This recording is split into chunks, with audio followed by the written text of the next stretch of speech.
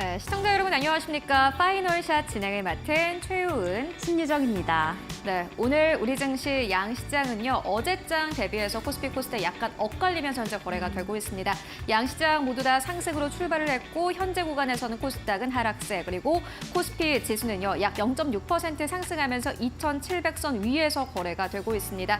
최근에 2,700선이 또 무너지는 모습을 보이기도 했었는데 오늘 시장에선 그래도 2,720선 지켜내면서 거래가 되고 있습니다. 네, 코스피가 장중에 2,740선을 터치하기도 했습니다. 그 상승폭에 비해서 지금은 그 상승 동력이 조금은 무너진 상황이지만 그래도 이 안에서 강력한 상승세를 지키고 있는 종목들이 있습니다. 어제에 이어서 오늘도 화장품 관련주 그 안에서 정말 큰 힘을 내고 있는 종목들이 있어서 잠시 후에 이 부분 체크해 보려고 합니다.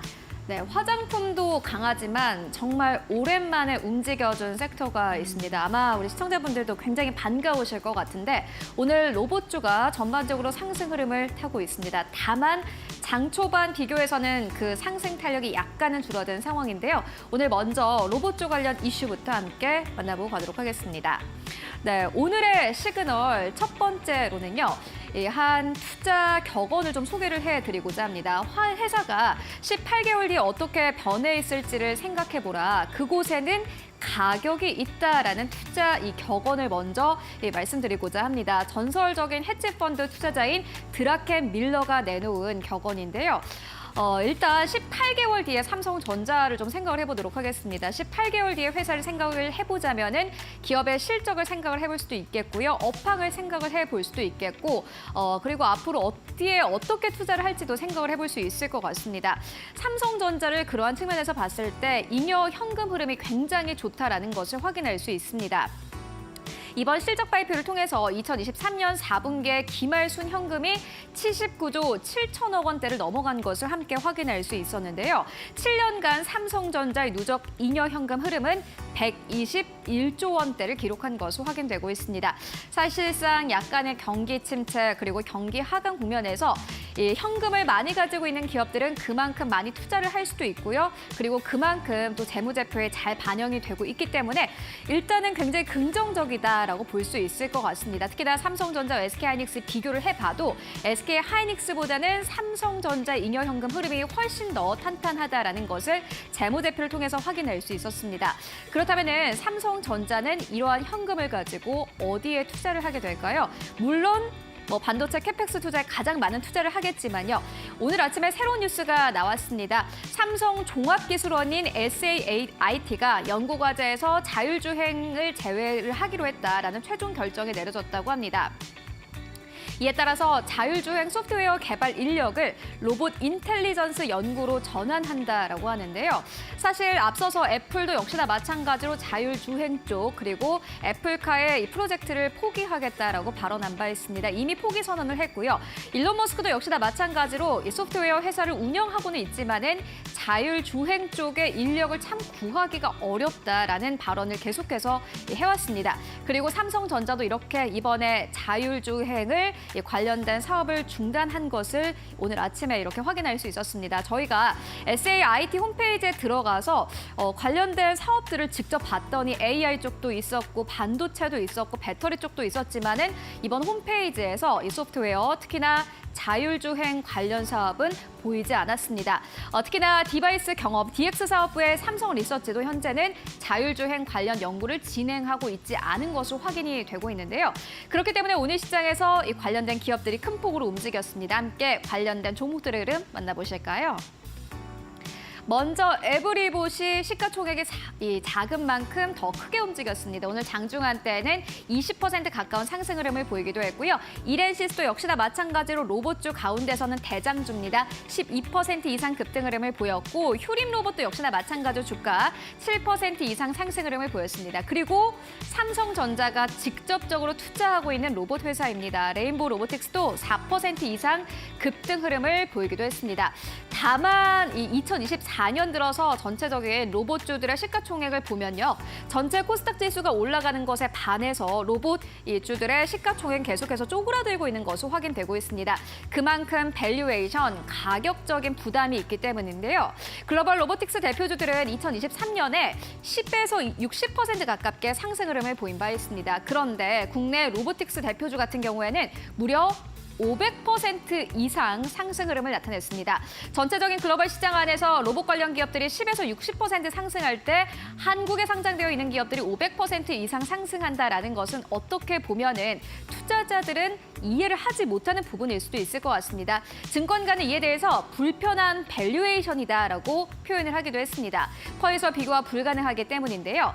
다만 협동 로봇 중심의 매출 성장률은 글로벌 경쟁사 대비해서 아웃퍼폼 할 것이기 때문에 이러한 또 밸류에이션이 용인될 수도 있다라는 투자 의견이 제시가 되고 있습니다. 다만 이런 로봇주들이 계속해서 상승 탄력을 가지고 갈 수 있을지는 밸류에이션 측면에서 잘 생각을 해볼 만하다라는 생각이 듭니다. 이어서 신유정 앵커와 함께 오늘의 또 다른 시그널 함께 만나보시죠. 네, 어제에 이어서 오늘도 이 화장품 관련주 예상보다 더 강력하게 상승하고 있습니다. 어제는 시장이 하락했음에도 불구하고 정말 강력한 상승폭을 만들어냈던 섹터인데요. 요즘에 이 순환배를 체크해보자 할 때 다시금 고개를 들고 있는 게 이 화장품 섹터가 아닐까라는 생각이 듭니다. 이 실적을 기반으로 그리고 수출까지 힘을 얻어서 훨훨 날고 있는 상황입니다.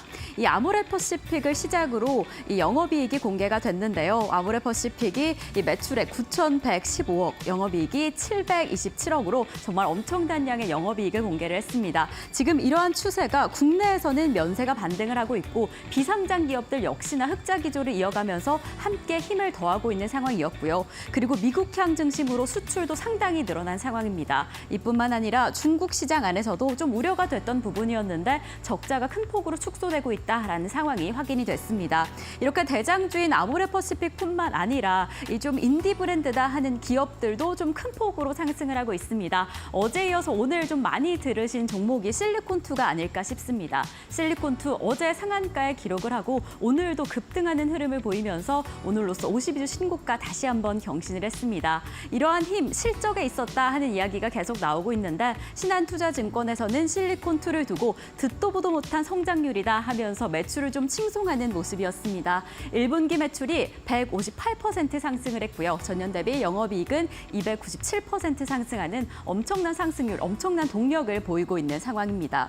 지금 이러한 실적은 확실히 수출에서 왔다라고 보여지고 있는데 특히나 이 실리콘2는 글로벌 거점을 계속해서 가속화하려는 노력을 보이고 있습니다. 이제 중국뿐만 아니라 미국, 폴란드, 러시아, 일본, 그리고 네덜란드, 베트남, 이 말레이시아까지 여러 지역에 거점을 두고 플랫폼을 공유하고 현재 정보를 계속해서 공유함으로써 그 거점을 더 곤고히 하려는 노력이 보여지는데요. 이러한 노력으로 수출이 계속해서 증가하고 있고 사실 이 매출 상승률뿐만 아니라 이 제품들의 마진이 정말 상당히 개선되고 있다라고 합니다. 이러한 마진의 개선율 그리고 수출의 힘까지 더해지면서 상승의 힘 더해지고 있는 거죠.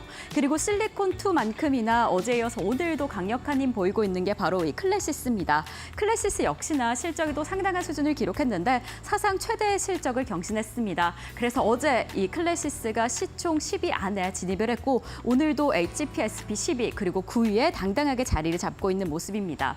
이 클래시스는 대표적인 이 미용 소모품 기종인데 사실 이 화장품의 성수기가 아니다 하는 요즘에 힘을 더해주고 있는 섹터입니다. 미용 소모품인데 이 미용 소모품이 잘 풀리니까 오히려 장기적으로 봤을 때 장비 매출이 또 함께 증가할 것이다. 선순환이 계속해서 기대가 된다라고 하면서 선순환을 더 긍정적으로 만들고 있는 상황입니다. 이렇게 몇 가지 기업들이 몇 가지 종목들이 정말 큰 폭의 상승률을 보이고 있는데 전반적인 힘이 아주 좋은 상황입니다. 지금 이러한 힘은 단연 수출에서 오고 있다라는 이야기가 나오고 있죠. 원래 화장품은 이 중국향에 좀 의존을 많이 하는 상황이었는데 비중국향의 힘이 좀 크게 커지고 있습니다. 저희 수출이 전년 대비 27% 상승했다라고 보이고 있는데 이에 비중국향의 힘이 53% 늘어난 상황이죠.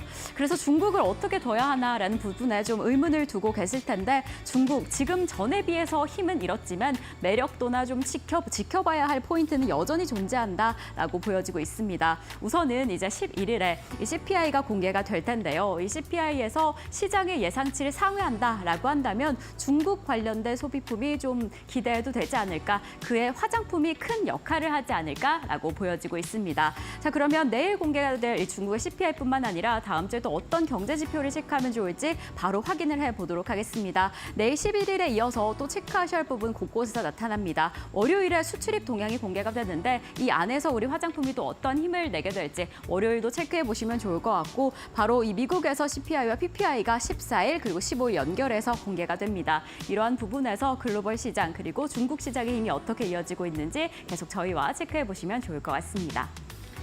네, 그리고 화장품은 사실 지금 시기가 어떻게 보면 가장 성수기입니다. 실적이 잘 나오고 있는 만큼 계속해서 따라가 보시면 좋을 것 같다라는 생각이 듭니다. 네, 그럼 오늘의 파이널 샷 출발하겠습니다.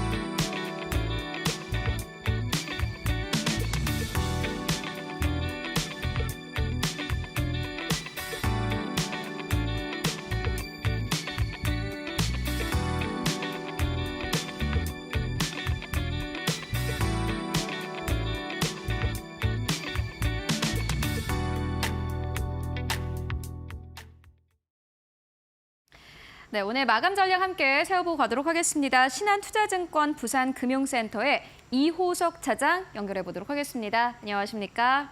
예, 안녕하십니까. 이호석 차장입니다. 네, 차장님 오늘 시장 상황 어떻게 보고 계십니까?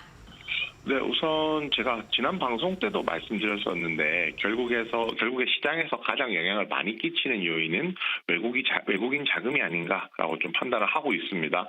코스피 같은 경우에 오늘 이제 위험자산 선호가 확대가 되면서 외국인 자금들이 재유입되는 흐름이 나왔고요.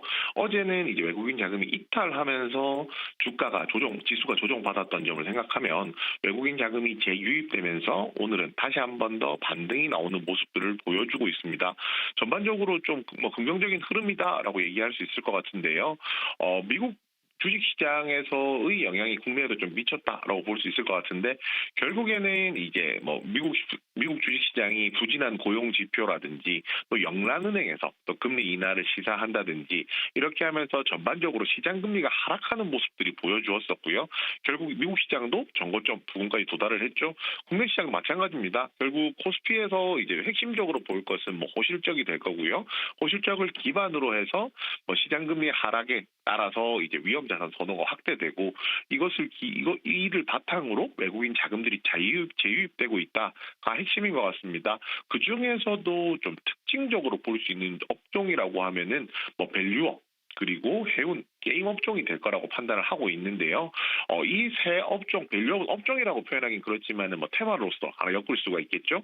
결국 밸류업, 해운, 게임 세 가지 이제 섹터의 이제 특징이라고 본다라고 하면 전부 이제 실적이 좋아지면서 그 실적에 따라서 상승 모멘텀이 연동되고 있다라는 것이 핵심이라고 할 수가 있습니다.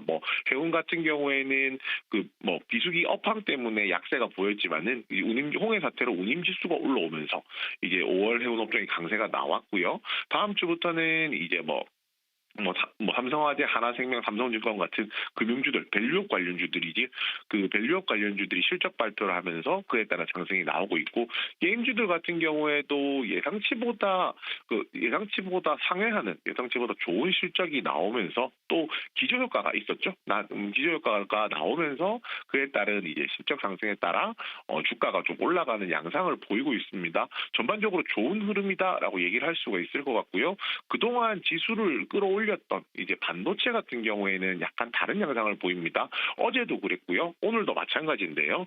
코스닥 같은 경우가 특히 더 그렇습니다. 반도체가 약세가 나오면서 게임이나 엔터 미디어와 같은 그동안 소외되었던 업종에서 순환매로서 자금이 유입되는 모습들이 보이고 있거든요. 저희가 지금 시점에서 좀 주목해야 될 것은요. 결국에는 기존의 강세를 보이는 종목도 중요하겠지만 결국 시장에서 이제 주목받고 있는 포인트라는 것이 실적이라는 점, 이 부분에 조금 더 관심을 가진다라고 하면 선택의 폭이 더 넓어지지 않을까라고 판단하고 있습니다. 외국인들의 위험 자산 선호 현상이 오늘 또 더 강하게 두드러지고 있는 것 같습니다. 다만 많은 업종이나 종목을 좀 생각을 해봤을 때 가격적인 부담이 있는 것은 사실입니다. 그런 측면에서 봤을 때 오늘 시장에서 보시고 계신 기업 있으실까요? 네, 레인보우 로보틱스입니다. 레인보우 로보틱스 이제 많은 분들이 아실 건데요. 최근에 차트를 보면은 제가 앞서서 말씀드렸던 논리와 연결되는 것을 알 수가 있습니다. 결국에 상승했던 종목들 중에서 부담이 커지는 종목들이 있죠. 추가로 신규로 매수하기에는 결국에는 로봇 관련주들 같은 경우에 어느 정도 충분히 조정을 거쳤기 때문에 그리고 실적이라든지 앞으로의 전망이 밝기 때문에 접근할 수 있는 포인트가 된다라고 얘기를 할 수가 있을 것 같고요. 가장 큰 핵심 꼭지는 이겁니다.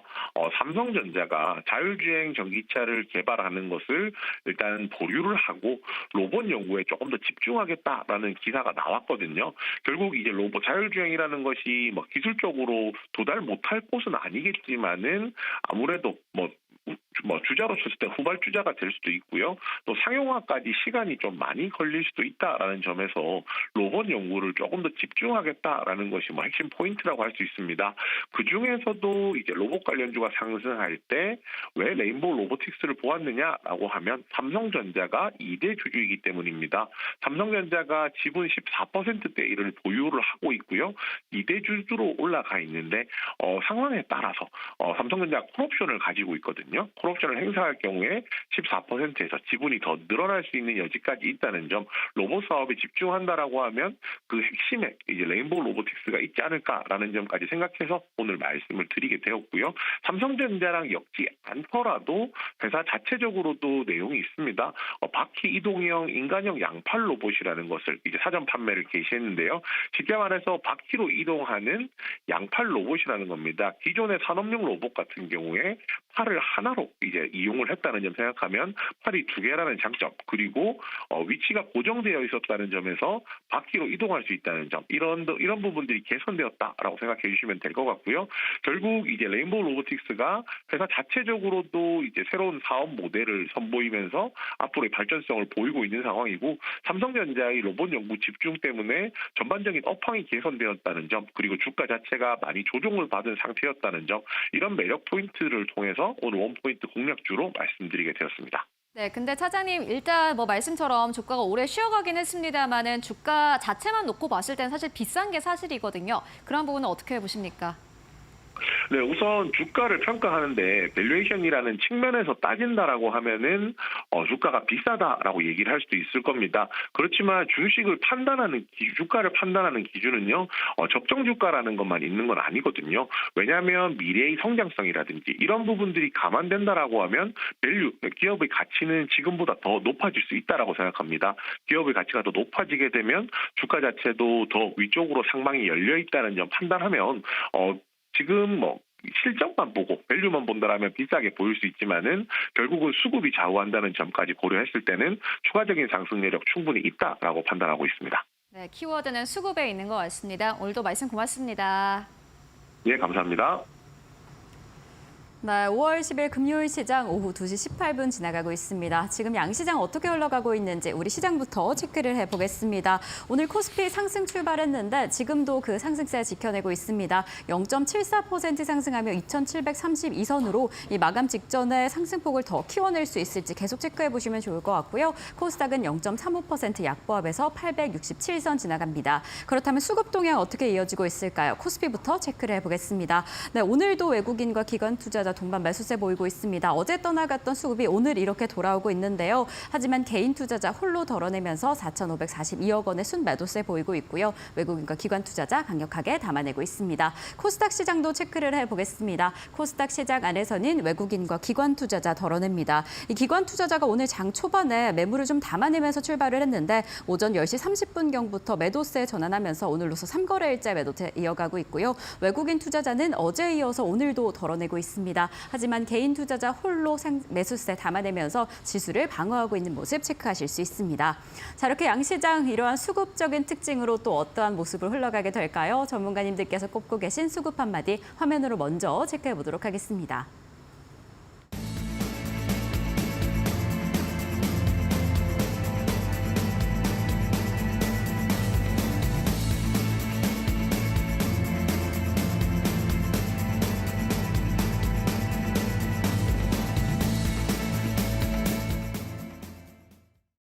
네, 오늘의 수급은 또 시장을 어떻게 움직일까요? 두 분의 전문가님 모시고 함께 이야기 나눠보겠습니다. 위즈웨이브의 이권희 대표님, 헤르메스 스탁의 김시은 팀장님 나와주셨습니다. 두 분 어서 오세요. 네, 안녕하세요. 안녕하세요.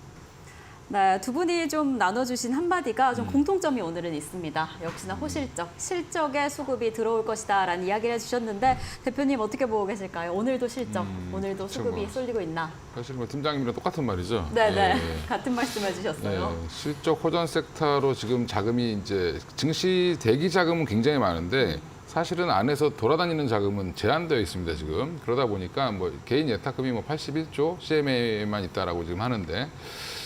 이런 부분들 때문에 어떻게 보면 한쪽이 좋다 그러면 이쪽으로 같이 거의 뭐 때로 이동하는 모습이 좀 보이고 있고요. 실리콘2 같은 경우도 실적이 좋다고 하니까 뭐 연이틀 거의 뭐 상한가 근처까지 가는 모습을 보이고 있는데 그 정도로 이제 이번 갑자기 색깔이 이렇게 바뀐 거는 실적을 밟고 올라가는 시장이 됐는데 종목들이 실적이 좋은 종목들을 확인하고 올리는 이제 주가가 이런 모습이 좀 나오고 있고요.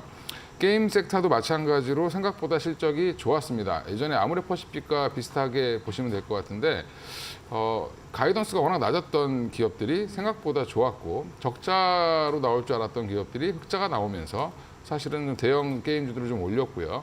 그리고 끝나고 말을 잘했죠. 사실은 요즘에 이런 거 이제 많이 따라 하는데 IR도 같이 곁들여서 지금 진행을 하기 때문에 앞으로의 계획을 어떻게 얘기를 잘하느냐에 따라서 또 주가가 호전되는 모습을 보이는데 가장 대표적인 게 뭐 펄어비스라든지 NC소프트가 그 예가 될 거고요.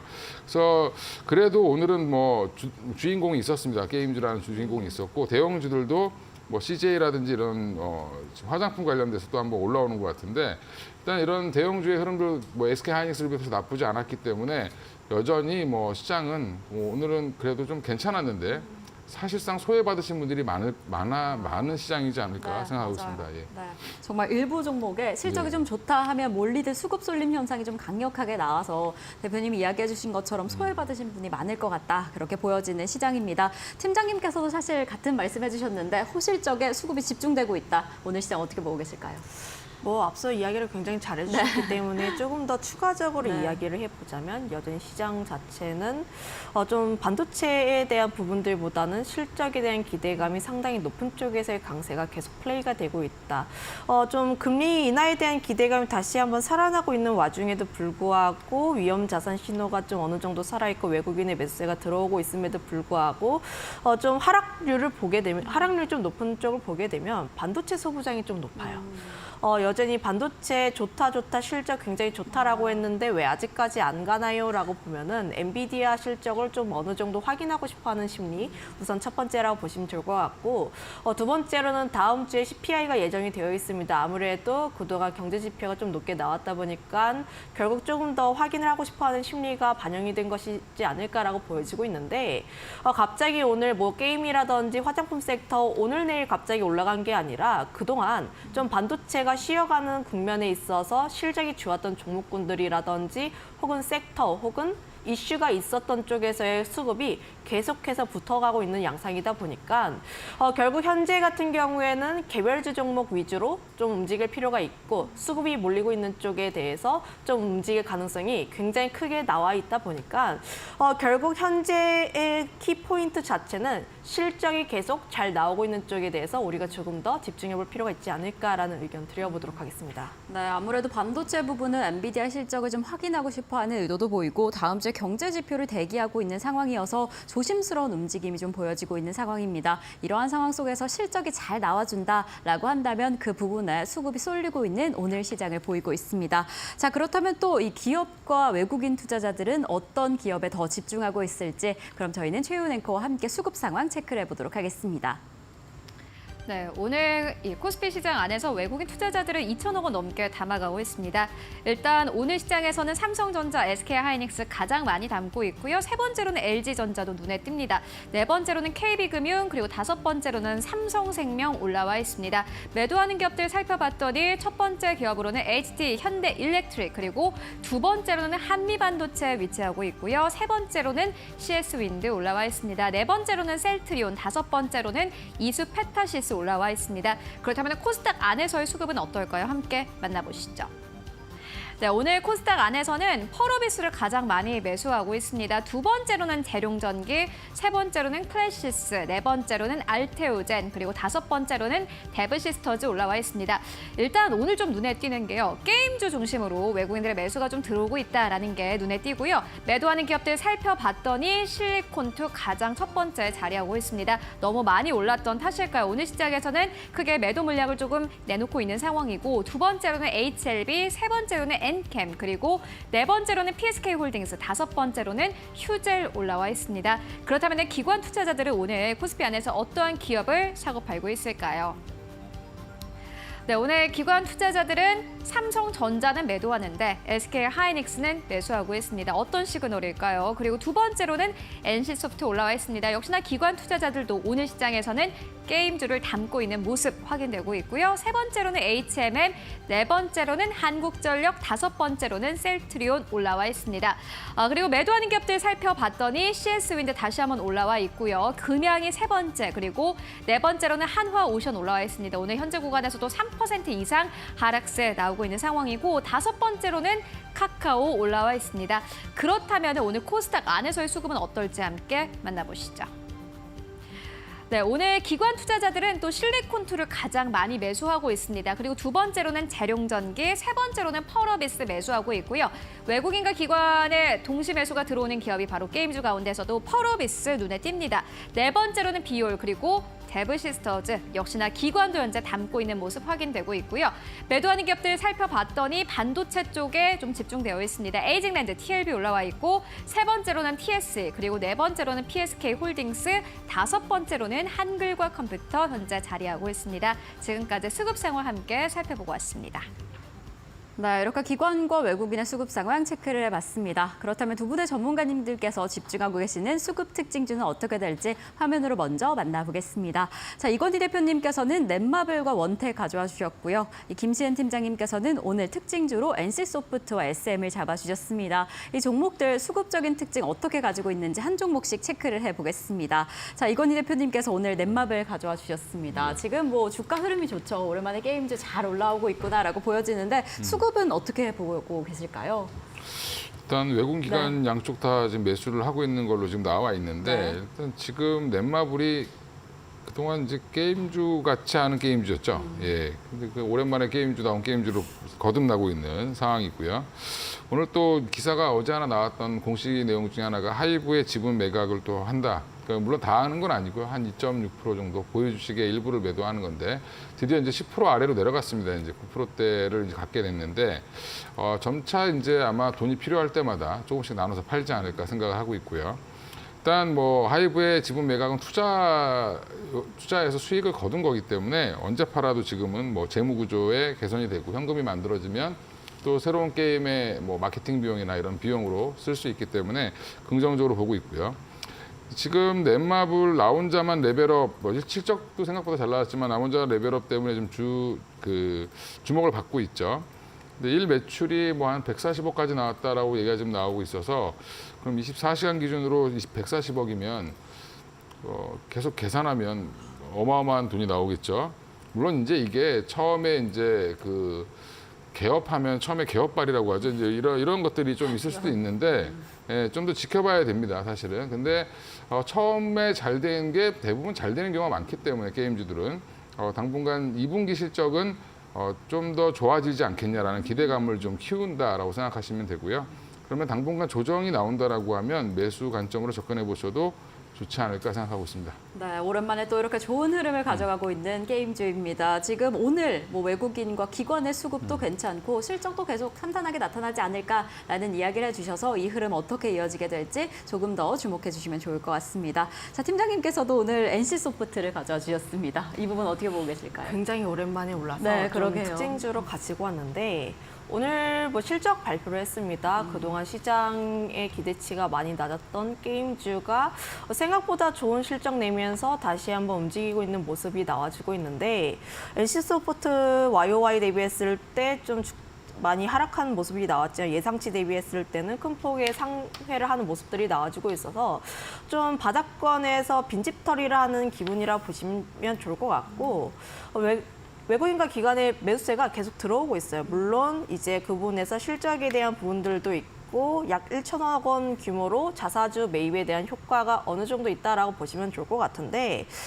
좀 이제 이 NC소프트를 가지고 있으신 분들은 굉장히 많이 울고 싶었을 겁니다. 코로나 기간 때 많이 크게 좀 수혜를 받았던 종목이었다가 코로나 기간 끝나고 엔데믹 전환하고 과금에 대한 문제가 조금씩 하나둘씩 터져지게 되면서 실적이 좀 견조하게 나왔음에도 불구하고 투심이 약화되면서 주가가 우하향했던 모습이 나와주고 있는데 결국 지금 NC소프트 같은 경우에는 자사주 소각도 자사주 소각이고 밸류업에 대한 기대감도 어느 정도 남아있긴 하나 앞으로 지금 리니지 외에도 좀 포트폴리오를 다각화를 어떻게 하는지 여부가 가장 중요하지 않을까.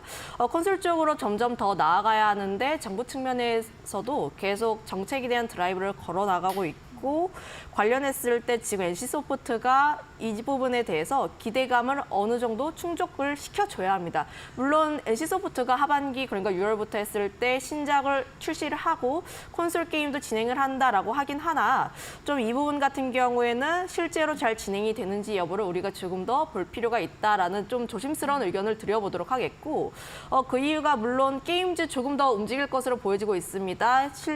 바닥권에서 움직이고 있고 넷마블 같은 경우도 좀 잘 움직이고 있다 보니까 단기적으로 조금 더 움직일 것으로 보여지고 있긴 하나 NC소프트 같은 경우가 주가가 그동안 많이 눌려 있었던 만큼 매물대가 굉장히 두터워요. 그리고 지금 오늘 같은 경우도 121선에서 부딪혀서 좀 지지부진한 모습들을 보여주고 있는데 최근 뭐 주가의 흐름들을 보게 되면은 주가가 우하향하고 있을 때 120선을 계속 뚫지 못하고 있는 모습이 나와줬습니다. 결국 장기적인 추세로 이 라인대를 강하게 뚫지 못하게 되면 좀 추세적으로 전환이 좀 강하게 나오기는 좀 어렵다라고 보여지고 있어서 단기적으로는 120선을 어떻게 뚫는지 여부가 가장 중요하지 않을까라는 의견 드려보도록 하겠습니다. 네, 참 오랜만에 이렇게 움직이고 있습니다. NC소프트 그래도 외국인과 기관 투자자가 꾸준히 들어오면서 이렇게 상승세를 만들어낸 것 같은데 정말 더 강력하게 강한 힘이 있어야 더 큰 폭으로 상승하지 않을까라는 이야기를 해주셨습니다. 우선은 단기적인 측면으로 이 시장 안에서 어떻게 움직이는지 NC소프트 체크해 보시면 좋을 것 같습니다. 자, 그럼 이건희 대표님의 두 번째 종목 원택입니다. 원택 뭐 오늘 기관과 외국인이 좀 특히나 많이 사들이고 있네요. 어떻게 보고 계실까요? 일단 좋게 보고 있고요. 네. 예. 어떻게 좋을까요? 지금 원택. 클래시스가 호실적이 나오면서 갑자기 사실은 이틀 동안 이제 어제 폭발적인 상승을 맞아요. 했죠. 네. 참 재밌는 게 한 이틀 오르고 나서 이제 쉬죠. 예, 그러니까 너무 요즘 빠르긴 한데 클래시스가 오랜만에 이제 저평가를 해소했다라고 보면 그 다음에 지금 따라 올라오는 최근에 상장한 지 얼마 안 된 APR도 다시 또 이제 급등을 하고 있죠. 이틀째 올라오고 있는데 원택은 어제 반짝 오르고 오늘 쉬고 있습니다. 예, 아주 기회를 주고 있다라고 생각하시면 될 것 같고요. 5월 14일 날 IR을 하는데 아마 그때 이제 실적 발표 이후에 IR까지 같이 진행할 걸로 예상을 하는데 조금 빨리 했으면 분위기 탔을 텐데 날짜를 잘못 잡은 것 같습니다. 예, 물론 이제 다음 주니까 그때 할 때쯤 되면 또 한번 움직이지 않겠나 생각하고 있고요. 클래시스 혼자만 좋아질 수는 없는 상황이고 뭐 원택 같은 경우도 지금 영업이익률 꾸준히 올라오고 있고 기존에 판매된 올리지오 관련돼서 소모품들이 계속 많이 나가면서 영업이익률도 계속 올라오고 있는 상황이고요. 미국 FDA 그다음에 유럽시, 중국의 CFDA 다 통과를 해서 지금 잘 팔고 있습니다. 그리고 최근에는 태국에도 진출을 해서 동남아시아의 거점을 만들었기 때문에 태국의 상류층을 노리는 것 같습니다. 아무리 봐도 예, 태국 상류층들은 거의 보면 우리나라 사람들 같이 생겼습니다. 예. 그래서 이쪽에 진출을 해서 지금 처음에 기대보다 엄청나게 잘 팔리고 있어서 지금 굉장히 좋았다. 4월 달에 설명회를 했는데 1분기 실적도 그래서 양호할 걸로 예상을 하고요. 실적 발표 이후에 한번 실적을 밟고 또 올라가는 종목이 되지 않겠나라는 기대감으로 갖고 나왔고요. 어제 외국인 기관이 많이 담았는데 오늘은 좀 끝나봐야 알겠지만 오늘도 여전히 좀 담지 않았을까 이렇게 생각하고 있습니다. 네, 정말 어제 오늘 클래시스가 워낙 강력한 힘을 보여서 이제 미용기기 전반적으로 같이 끌어주지 않을까라는 기대감이 있습니다. 미용기기 소모품이 많이 팔리면 또 미용기기도 많이 팔릴 것이고 그 선순환이 계속되면서 뭐 원택도 좀 더 길게 가져가지 않을까라는 좀 기대감이 드는데 이 종목 좋다라고 이야기를 해주셨으니까 좀 어떻게 흘러가는지 그 흐름 체크해 보시면 좋을 것 같습니다. 자, 그럼 팀장님이 가져와 주신 두 번째 종목은 SM입니다. 참 SM 오랜만에 보는 기분이에요. 방송 중에 또 이렇게 가져와 주셨는데 어떻게 보고 계실까요? 일단 뭐 단기적으로 엔터 섹터 같은 네. 경우에는 하이브 이슈로 인해서 단기적인 변동성은 나올 수가 있지만 하반기로 갈수록 좀 긍정적으로 보고 있다라고 보시면 좋을 것 같은데 제가 오늘 SM을 가지고 온 이유는 오늘 좀 단독 기사가 나왔습니다. SM이 손자 회사인 SMCNC와 키이스트를 매각하기 위해서 주관사 선정 작업에 돌입했다라는 내용이라고 보시면 좋을 것 같고 물론 이런 내용들이 갑자기 나온 이슈는 아니고 지난해부터 계속해서 나왔던 이슈입니다. 매각에 대한 기대감이 어느 정도 나왔는데 SM이 본격적으로 좀 진행을 하게 되면서 기대감은 상당히 살아있다라고 보시면 좋을 것 같아요.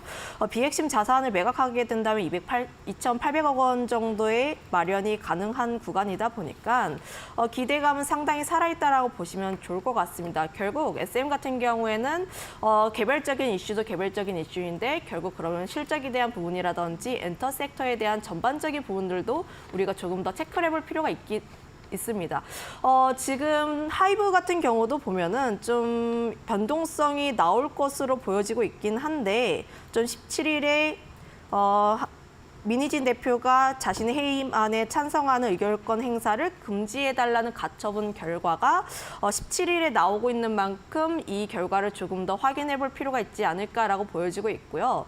다만 이슈가 조금씩 희석이 될수록 엔터 본연의 가치에 대해서 조금 더 부각이 되지 않을까라고 보여지고 있는 게 좀 엔터 섹터 주가가 좋았을 때 갑자기 논란의 기자회견이라든지 혹은 이제 하이브 측에서 이제 기사가 나오게 되면서 갑자기 다 같이 꼬꾸라졌던 그런 모습이 나와주고 있어서 결국 하반기로 갈수록 아티스트가 컴백을 한다든지 혹은 신인이 좀 데뷔를 한다든지 다양한 이슈들로 인해서 좀 본연 가치를 받을 것으로 전망을 하고 있기 때문에 지금 SM이라든지 하이브를 비롯해서 엔터사들 같은 경우는 좀 눌려있을 때 계속 관심 있게 볼 필요가 있지 않을까라는 의견 드려보도록 하겠습니다. 네, 정말 사실 하반기에 이 컨텐츠 자체로는 엔터도 잘 갈 것이다라는 예측이 좀 많았는데 예상치 못한 이슈가 빵 터지면서 좀 흔들리고 있는 상황입니다. 팀장님께서 이야기해 주신 것처럼 이 시점을 좀 기회로 삼으면서 잘 지켜보셔도 좋을 것 같다라고 이야기를 해주셨습니다. 자, 그럼 저희는 오늘 두 분과 여기에서 인사드리겠습니다. 오늘도 감사드립니다.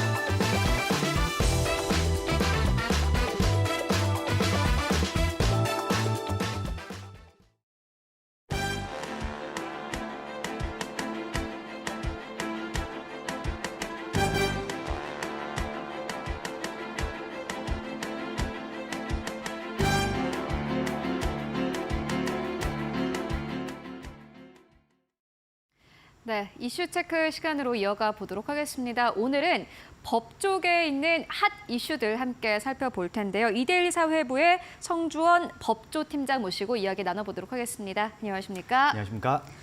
네, 오늘 첫 번째 이슈로는요. 한국형 차기 구축함 사업과 관련된 이야기 나눠보도록 하겠습니다.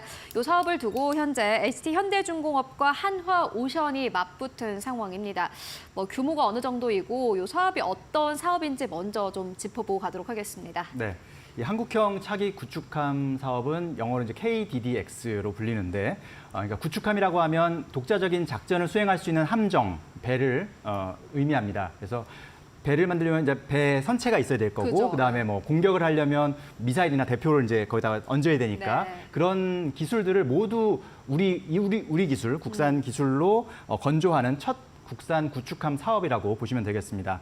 방위사업청이 올해 하반기에 이제 상세 설계와 건조를 수행할 업체를 선정할 예정인데 이게 한 척당 가격이 조가 넘습니다. 1조 한 몇천억 원 정도 네. 되는 그런 규모인데 6척을 발주할 예정이라고 하니까 2030년까지 그러니까 전체 사업비가 한 7조 8천억 원에 달하는 엄청난 큰 규모의 사업입니다. 그런데 이 우리나라에서 구축함을 만들 수 있는 그런 업체는 딱 두 곳밖에 없습니다. 바로 앞서서 말씀드렸던 HD현대중공업과 한화오션 이 두 곳 업체인데 그렇기 때문에 이 둘이 서로의 경쟁이 엄청 뜨거울 수밖에 없는 겁니다. 왜냐하면 내가 저 업체만 제치면 내가 다 그죠. 할 수 있으니까 이 조단위 사업을 그렇기 때문에 경쟁이 더욱더 치열할 수밖에 없는 거고요. 앞서서 이 두 업체가 각각 한 번씩 관련 사업을 수주한 적이 있습니다. 개념 설계, 그러니까 이 전체 과정의 앞단에 속하는 개념 설계 사업을 한화오션에서 수주했던 바가 있고요. 그다음에 좀 후단에 속하는 기본 설계 과정을 HD현대중공업이 수주한 그런 역사가 있습니다. 네, 알겠습니다. 한국형 차기 구축함 사업을 두고 일단 HD현대중공업과 한화오션이 현재 좀 갈등을 빚고 있는 상황입니다. 그래도 그럴 만한 것이 사업의 규모가 정말 큽니다. 7조 원대가 넘어가기 때문에 이 두 기업에서는 일단 현재 좀 예민하게 반응을 하고 있는 상황이라고 하는데 직원들 간의 소송전도 있었다. 이런 소식도 있더라고요, 보니까. 네, 그렇습니다. 앞서서 이제 그 앞단에 해당되는 개념 설계를 한화오션에서 수주한 바가 있고 뒤에 해당하는 기본 설계를 이제 HD현대중공업이 수주한 바가 있다고 네. 말씀드렸는데 바로 이 뒷단에 해당하는 그 기본 설계를 수주했던 HD중공업 쪽에서 한화오션의 보고서를 빼돌렸다. 뭐 이런 이제 그 사실이 고발이 되고 네. 결국 그 불법 취득한 사실이 알려지면서 양사 간에 갈등이 이제 생기게 된 겁니다. 실제로 이것은 지난해 11월에 유죄가 확정됐습니다. 그러니까 실제로 HD현대중공업 직원 9명이 한 10년 전이죠. 2014년에 지금은 한화오션이지만 그 당시에는 이제 대우조선해양인 그 기업의 개념 설계도, KDDX 사업의 개념 설계도를 이제 빼돌린 혐의로 지난해 11월에 유죄가 확정된 그런 사건인데 그러다 보니까 한화오션 입장에서는 이런 것들이 상당히 좀 기분이 나쁘잖아요. 그렇죠. 어쨌든 저쪽에서 빼돌려서 그 뒷단인 기본 설계 사업을 이제 수주했던 그런 역사가 있으니까 그렇죠. 그래서 이 관련 그 기자 설명회 자리에서 이제 이런 부분을 조금 공개적으로 얘기를 한 겁니다. 그러다 보니까 HD현대중공업 입장에서는 이게 명예훼손에 해당한다 하면서 이제 소송전이 붙게 된 거죠. 일단 아무래도 사업 규모가 크다 보니 여러한 이슈가 좀 있는 것 같습니다. 그렇다면은 기밀을 어쨌든 간에 빼돌린 것이기 때문에 아무래도 앞으로 선정되는 데 분명히 영향이 있을 것 같은데 어떻게 보십니까? 네, 어쨌든 이 부분은 방위사업청이 이제 업체를 선정하는 과정에서 영향이 있을 수 있겠다라는 생각이 좀 들고요.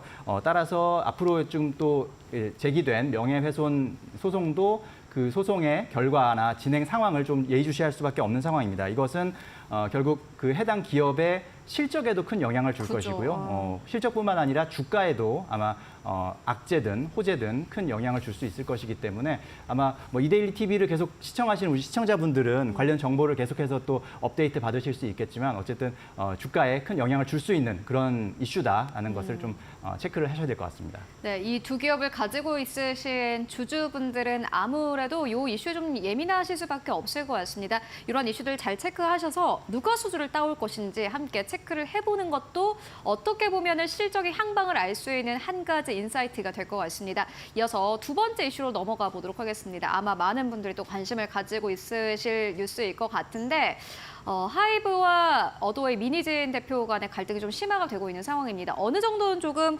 잠잠해졌다고 하지만은 여전히 법조계 쪽에서는 이슈가 있는 상황인데 민희진 어도 대표와 또 하이브 간의 갈등 이슈가 있습니다. 다음 주에 의결권 행사 금지에 대한 가처분 소송 신문이 예정이 되어 있습니다.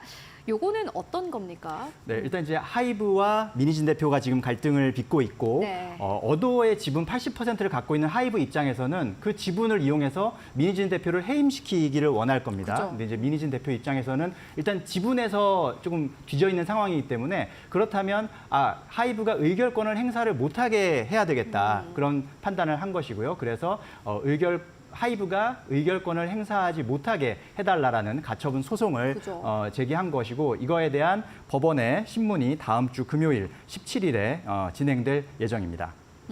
다음 주 금요일에 또 진행될 예정이면은 이 이슈가 어쨌든 간에 다음 주 금요일까지는 계속 살아있을 것 같다라는 생각이 드는데 앞서서 하이브 측에서 또 민 대표를 배임 혐의로 또 고발을 한 바 있습니다. 네, 그렇습니다. 이게 하이브 입장에서는 이제 민희진 대표가 어도의 경영권을 침탈하려고 했다라고 주장을 하면서 이제 감사를 했었고 그 감사 과정에서 민희진 대표가 이제 배임 증거를 우리가 맞아요. 확보했다 이렇게 이제 주장을 하고 있는 거 아닙니까? 또 그러다 보니까 민희진 대표는 긴급 기자회견을 열고 자신의 억울함을 또 호소했었고 민 대표의 기자회견은 상당히 또 아주 이슈가 됐었죠. 그렇죠. 상당히 네. 파격적인 그런 발언들을 하면서 많이 회자가 됐는데 어떻게 보면 정말 억울했겠구나라는 생각도 들고 네. 네, 그 이제 진실은 또 계속 이제 살펴봐야 되고 법정에서 아마 가려질 가능성이 큰데요. 그래서 하이브 측에서는 일단은 뭐 지분에서 우위를 점하고 있기 때문에 주주총회를 열어서 민 대표를 해임시키면 되겠다 이런 생각을 하고 임시 주주총회 소집을 요구했지만 일단은 첫 번째에서는 민 대표가 그걸 거부를 했었는데 다시 이제 어도어에서 오늘 오전에 이사회를 열었습니다. 이사회를 열고 임시주총 소집을 결정을 했습니다. 그래서 오는 31일 그러니까 5월 31일에 임시주총을 개최하기로 했고요. 이렇게 되면 이제 결국 거기서 어도의 지분 80%를 갖고 있는 하이브가 이제 그 의결권을 행사할 수 있는지 그죠. 이 여부가 중요한 관건인데 그래서 앞서 말씀드렸던 의결권 행사 금지 가처분 소송이 아주 큰 변수가 되는 상황이 된 겁니다. 그러면은 앞으로의 시나리오는 또 어떻게 될지가 굉장히 궁금한데요. 네, 그래서 이제 법원이 과연 그 의결권 행사 금지 가처분을 어떻게 받아들일 것이냐, 기각할 것이냐 이 부분이 상당히 중요한 포인트가 된 겁니다. 만약에 가처분 신청을 받아들이지 않는다면, 그러니까 하이브가 의결권 행사할 수 있도록 법원이 허가를 한다면, 그렇다면 당연히 임시주총에서 민 대표가 해임이 되겠죠. 그죠, 그렇게 네. 되면 하이브가 원하는 그런 새로운 경영진이 선임될 가능성이 크고 그렇게 해서 사태를 매듭짓는다는 것이 아마 하이브 측의 생각한 시나리오가 아닐까 생각이 들고요. 반대로 법원에서 민 대표의 주장을 받아들여서 가처분을 인용해 준다면, 그러니까 행사 금지를 인용해 준다면 임시주총을 열어봤자 또 이사회를 열어봤자 의결권 행사할 수 없으니까 하이브가 행사할 수 없으니까 아마 해임이 안 되겠죠. 그렇게 되면 민 대표가 당분간 자리를 지키면서 계속 좀 불편한 동거가 이어지지 않을까 이렇게 예상해 볼 수 있습니다. 또한 그 별도로 이제 민 대표는 지금 앞서서 말씀드렸듯이 하이브 측에서 일단 업무상 배임 혐의로 경찰에 이제 고발을 한 상황이기 때문에 경찰에서의 수사 결과도 좀 중요한 변수가 될 수 있는데요. 서울경찰청은 국민적 관심이 있는 사안이기 때문에 좀 더 세밀하게 속도를 내서 수사하겠다라고 최근에 기자회견에서 밝혔습니다. 네, 일단 법원이 이 가처분 신청을 기각을 할 것이냐 아니면은 인용을 할 것이냐 그 여부에 따라서 아무래도 또 하이브의 주가라든지 투심이 좀 달라질 수 있을 것 같다라는 생각이 듭니다. 이어서 또 다른 이슈인데 이번에는 골프존과 관련된 이슈 함께 살펴보고 가도록 하겠습니다. 보니까는 개인정보 유출과 관련해서 좀 이슈가 있었던 것 같습니다. 어떤 일인가요? 개인정보보호위원회가 지난 8일에 전체 회의를 열었는데 여기서 골프존에 과징금 75억 원을 부과했습니다. 국내 업체 중에는 역대 최대 과징금으로 집계가 됐는데요. 이 골프존이 지난해 11월에 그 랜섬웨어 업체로부터 이제 해킹 공격을 받았습니다. 랜섬웨어 공격 받았는데 이건 이제 이 공격을 당하게 되면 데이터나 PC가 이제 암호화가 돼서 이거를 풀려면 해커한테 대가를 보상해야 이제 암호가 풀리는 네. 뭐 그런 종류의 공격입니다. 이렇게 랜섬웨어 공격을 받은 상황에서 그 해커가 골프존 서버에 저장되어 있던 파일을 유출했고 그러면서 이제 개인정보가 유출이 된 건데 221만여 명의 뭐 서비스 이용자, 임직원의 이름, 전화번호, 생년월일, 이메일, 아이디 이런 것들이 유출됐고 일부 이용자 같은 경우는 뭐 주민등록번호와 또 계좌번호까지 유출이 됐다고 합니다. 알겠습니다. 일단 뭐 골프존 안에서 랜섬웨어 공격으로 인해서 개인정보 유출 사건이 있었습니다. 실질적으로 좀 주가가 휘청하는 사건이기도 했는데 그런데 또 골프존 회사 입장에서 생각을 해보면은 해커의 공격을 받았지 않습니까? 네. 어떻게 보면 좀 억울할 것 같다는 생각도 드는데 네. 어떻게 보시나요? 일단 뭐 개인정보보호위원회에 따르면 골프존의 서버 관리에 조금 문제가 있었다고도 합니다. 그러니까 전 직원이 사용하는 파일 서버에 다량의 개인정보가 저장돼서 공유된다는 사실을 인지하지 못했을 뿐더러 그 서버에 대한 주기적인 점검 관리도 좀 소홀했다라는 평가가 나왔고요. 그래서 좀 더 안전 조치를 충분하게 세밀하게 갖췄어야 되는데 그러지 않았기 때문에 해커가 쉽게 정보를 유출한 것이다라는 좀 그런 결과가 나왔습니다. 이번 사례는 아마 다른 기업에게도 좀 경종을 울리는 사례가 될 것 같은데요. 왜냐하면 지난해 9월부터 이 개인정보보호법 개정안이 시행되면서 기업의 개인정보 보호 책임이 강화됐습니다. 그런데 이번에 그 첫 적용 사례가 됐기 때문에 앞으로 이제 이런 과징금이 많이 부과되는 사례가 나올 수 있다는 것이죠. 그래서 고객들의 개인정보를 다루는 이런 기업들 같은 경우는 특별히 더 기존보다 지금도 잘 해왔겠지만 앞으로 더 철저하게 관리를 해야 될 것 같고요. 뭐 과징금의 많고 적음을 떠나서 뭐 소비자 입장에서는 내가 사용하는 기업이 어떤 이미지를 갖고 있느냐가 참 중요하잖아요. 그렇기 때문에 그 어떤 개인정보가 잘 관리되고 있다라는 이미지를 또 구축하는 것도 기업으로서는 중요한 일이 될 것 같습니다. 네, 특히나 개인정보 유출 사건과 관련해서 증권가에서는 보안주에 좀 집중을 해야 된다라는 의견도 함께 제시한 바 있습니다. 이러한 이슈들까지 함께 따라가 보시면 좋을 것 같습니다. 지금까지 성주원 기자와 함께했습니다. 오늘도 말씀 고맙습니다. 고맙습니다.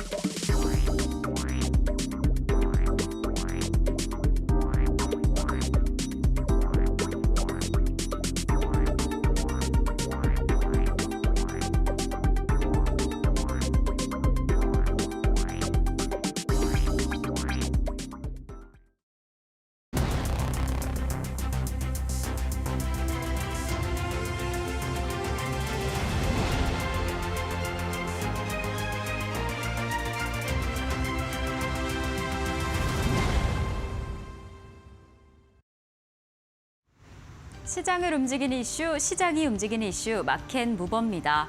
이 금융투자협회가 정부 밸류업 프로그램에 관련해 첫 간담회를 개최합니다. 지난 2일에 2차 가이드라인이 공개가 됐는데 이에 대해서는 좀 아쉽다, 부정적인 반응이 이어지고 있었죠. 이에 윤석열 대통령도 실망한 것을 안다라는 이야기를 하면서 이렇게 자산운용사 관계자를 초청해서 밸류업 관련해서 의견을 수렴하고 논의할 예정이다. 그래서 간담회를 개최하겠다라는 이야기를 나오고 있습니다. 지금 이 2차 세미나에 대해서는 기업에 과한 이 자율성을 부여했고 그리고 세제 혜택 관련해서 세부 인센티브가 부족하다라는 점에서 부정적인 발언이 나오고 있는 건데요. 이러한 상황 속에서 간담회가 어떻게 방향을 바꾸게 될지 계속 체크해 보시면 좋을 것 같습니다. 이렇게 밸류업 프로그램에 대한 이야기 계속해서 나오고 있는데 그렇다면 가장 대표적인 밸류업 프로그램 관련주 중에 하나인 이 은행주를 빼놓을 수가 없을 것 같습니다. 사실 이 밸류업 프로그램 관련해서 이 연초에 정말 강력한 이슈를 받기도 하고 그리고 좀 큰 폭으로 하락하기도 했죠. 그래서 지금 은행주에서는 밸류업 프로그램을 뛰어넘어서 이 주주 환원을 이어가겠다라는 계획을 밝혔습니다. 이렇게 지속적인 배당 성향을 확대하고 CT1 비율 기반을 해서 이 주주 환원 정책을 제시를 한 건데요. 이렇게 여러 가지 제시를 하면서 주주 환원율을 확대하겠다. 이 힘으로 좀 더 성장을 해보겠다라는 의지를 밝혔습니다. 그리고 만약에 이 밸류업 프로그램이 개선을 하게 돼서 세제 혜택 관련된 인센티브가 포함이 된다라고 한다면 그 부분 또한 좀 기대해도 좋을 것 같다라는 의견을 내놓은 건데 주주 환원 확대에 따른 법인세 부담을 완화하고 배당소득 분리 과세와 같은 이러한 세제 혜택이 포함이 된다라고 한다면 기존에 유지하던 주주 환원에 더 힘을 받을 것이다라는 기대감도 여전히 보이기는 합니다. 그래도 혹시나 이 추가적인 인센티브가 제공되지 않는다라고 하더라도 이렇게 선도적인 주주 환원책을 이어가게 된다라고 한다면 은행주 내에서 차별화를 만들 수 있다라는 자신감도 보이기도 했습니다. 자, 이렇게 주주 환원 정책뿐만 아니라 지금 여러모로 하반기에는 불확실성을 상쇄해 줄 것이다라는 이야기 나오고 있습니다. 지금 최근에 공개되었던 실적을 살펴보면 상당히 안정적인 실적을 보였습니다. 이렇게 탑 은행주라고 불리우는 신한지주, 하나금융, KB증권 같은 경우엔 KB금융 같은 경우에는 상당히 양호한 마진을 보였고 특히나 원화 대출이 성장함에 따라서 견조한 이자 이익까지 보이고 있습니다. 그래서 이렇게 하반기 실적, 이렇게 상반기 좋은 실적을 받아서 하반기 실적의 핵심은 대손 비용이다라는 이야기를 전했는데요. 특히나 지금 유지하고 있는 견조한 자본력과 다각화된 수익 구조를 기반으로 이 불확실성을 해소하고 횡재세 도입에 대한 좀 불안감도 해소를 하면서 잘 극복을 해보겠다. 그래서 하반기에도 밸류업 프로그램을 뛰어넘는 상승세에 이어가 보겠다 하는 자신감을 좀 내보이고 있는 상황입니다. 지금 밸류업 프로그램이 어떠한 방향성을 가지게 될지 그 부분도 함께 고려하시면 좋을 것 같고요. 하반기에 이 실적 성장성을 이어갈 수 있을지 계속 체크해 보시면 좋을 것 같습니다. 네, 이어서 오늘 시장에서 움직이고 있는 기업들 함께 살펴보는 시간 가져보도록 하겠습니다. 오늘은 프레스티지 경영전략연구소의 반종미 소장 그리고 온리온 컨설팅의 윤혜림 대표와 함께 보도록 하겠습니다. 안녕하십니까? 네, 먼저 반종미 소장님께서 가지고 오신 기업부터 살펴보고 가도록 하겠습니다. 윈텍이고요. 이 기업 같은 경우에는 다른 미용주 잘 갈 때 생각보다 그리 잘 가지는 못한 기업입니다. 오늘 시장에서 1% 하락세 4,265원대에서 거래가 되고 있습니다. 이 기업은 왜 다른 기업들 대비해서 탄력이 없는 거고 이 네. 기업을 어떻게 보시는지 궁금합니다. 일단 저는 이제 원택을 네. 말씀드린 건데 윈택과 원택이 좀 다릅니다. 네, 그래서 다르죠. 네. 그래서 저는 원택을 원택 가지고 오셨구나. 원택인데요. 네. 이 원택이 지금 피부 미용 관련된 의료기기 전문 업체거든요. 근데 주요 제품에 대해서 뭐 고출력 엔디아그 레이저 수술기인 걸로 좀 알려져 있는데 네. 저는 잘 모릅니다. 왜냐하면 그 피부 미용 쪽에 좀 관심이 많이 없다 보니까 좀 네. 그렇긴 하지만 특히 이제 동사의 경우에는 올리지오 출시 이후로부터 가파른 좀 성장세를 보여주고 있기 때문에 저 충분히 상승할 수 있는 가능성은 좀 더 있다라고 생각이 들고 있거든요. 네. 게다가 뭐 2020년 영업 손실에서 작년 한 460억 영업이익까지 좀 냈다 보니까 결국은 지금은 아직까지 좀 실질적인 부분들을 확인을 해봐야 되겠지만 아직까지 좀 기대를 해볼 수 있는 시점은 있는 것 같다라는 말씀드립니다.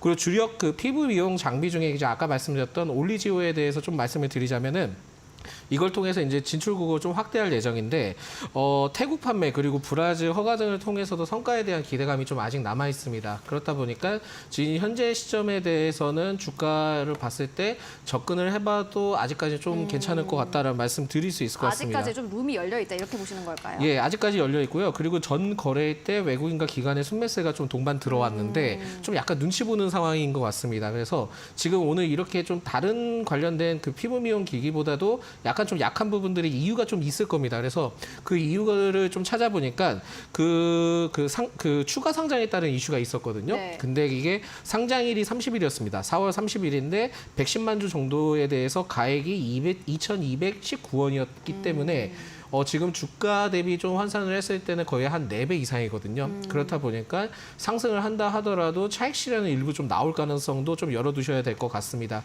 그래서 언제든지 차익 실현은 나올 수 있기 때문에 만약에 길게 가져가시기보다는 그래도 지금 좀 매수를 하면은 뭐 추가 상승에 대한 탄력도는 한번 붙을 것 같거든요. 그럼 만약에 여기에서 상승을 좀 크게 보여준다 한다면은 매도에 대한 물량 출회가 나올 가능성이 좀 있기 때문에 이 점을 좀 체크를 하셔야 될 것 같고요. 제 개인적으로 봤을 때는 아직까지 좀 가시적으로 좀 확인이 안 된 부분들이 있긴 하지만은 어떤 부분이요? 실질적인 부분들이 제일 중요하거든요. 지금 뭐 대부분 실적에 대한 기대감이 좀 상당히 반영이 되고 그죠. 있다 보니까 이 기업 역시 제가 보기엔 실적적인 가능성이 매우 좀 높을 것으로 봅니다. 그래서 일시적으로 실적 때문에 한번 이슈가 크게 부각받아서 급등이 좀 세게 나온다 하면은 어느 정도의 그 급등세를 보고 매도 물량도 나올 가능성을 체크를 하시면서 트레이딩 관점으로 좀 지금은 접근이 가능하지 않나라는 말씀드립니다. 뭐 클래시스 같은 기업들 대비해서 그만큼 못 간 이유가 실적 때문일까요? 실적에 대한 부분들도 좀 있을 것 같기는 한데요. 제가 보기에는 아직까지 그 추가 상장 관련된 이슈에 대해서 그 물량이 나온 것은 확인이 안 되거든요. 네. 그러다 보니까 여기에 대한 좀 압박감이 일부 있을 수는 있겠다. 그리고 생각보다는 관심도가 좀 떨어져 있는 것으로 그러니까요. 판단이 되는데 전 거래일 때 그 9% 이상 상승하다가 6%대로 마감을 한 거 보면은 아직까지 이 기업에 대해서도 잠재력은 좀 있을 것 같다라는 말씀드립니다. 알겠습니다. 사실 클래시스 같은 기업은 워낙 많이 올라가기도 했고 그렇기 때문에 부담감을 느끼시는 분들도 많을 것 같습니다. 그런데 원택 같은 경우에는 그거에 비해서 아직 많이 못 올라갔고 약간 좀 털어낼 만한 이슈가 있기 때문에 계속해서 보자라는 의견으로 정리를 해보고 가도록 하겠고요. 이어서 두 번째 기업은 윤 대표님께서 가지고 오신 하이로닉입니다.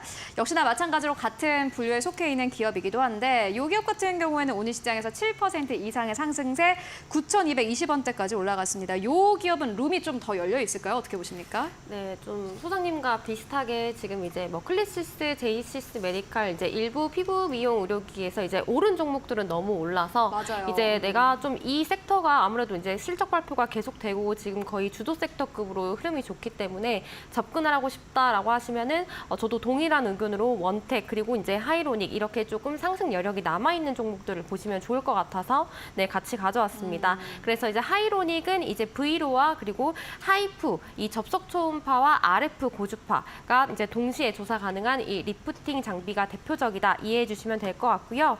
이제 하이로닉도 아직 이제 실적 발표가 나오지는 않았지만 최근 자료의 이제 토대에 의하면 이제 중화권 지역 내에 이제 피부 미용 장비 그리고 홈 뷰티 기기 수출 증대로 이제 작년 기준 매출액이 한 337억 원 그리고 영업이익이 53억 원 정도 됐었습니다.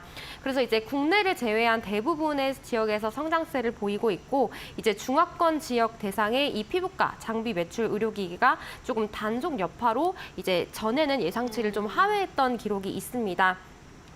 그런데 이제 신생활그룹으로부터 이제 홈 뷰티 기기에 대한 추가적인 수주를 좀 예상을 하고 있는데 최근 이제 APR 같은 경우도 이제 화장품과 이제 홈 뷰티 디바이스로 굉장히 실적이 좋아서 주가가 흐름이 좋은 모습을 보여주고 있죠. 그래서 하이로닉도 이제 이 홈 뷰티 부분을 같이 보시면 좋을 것 같아요.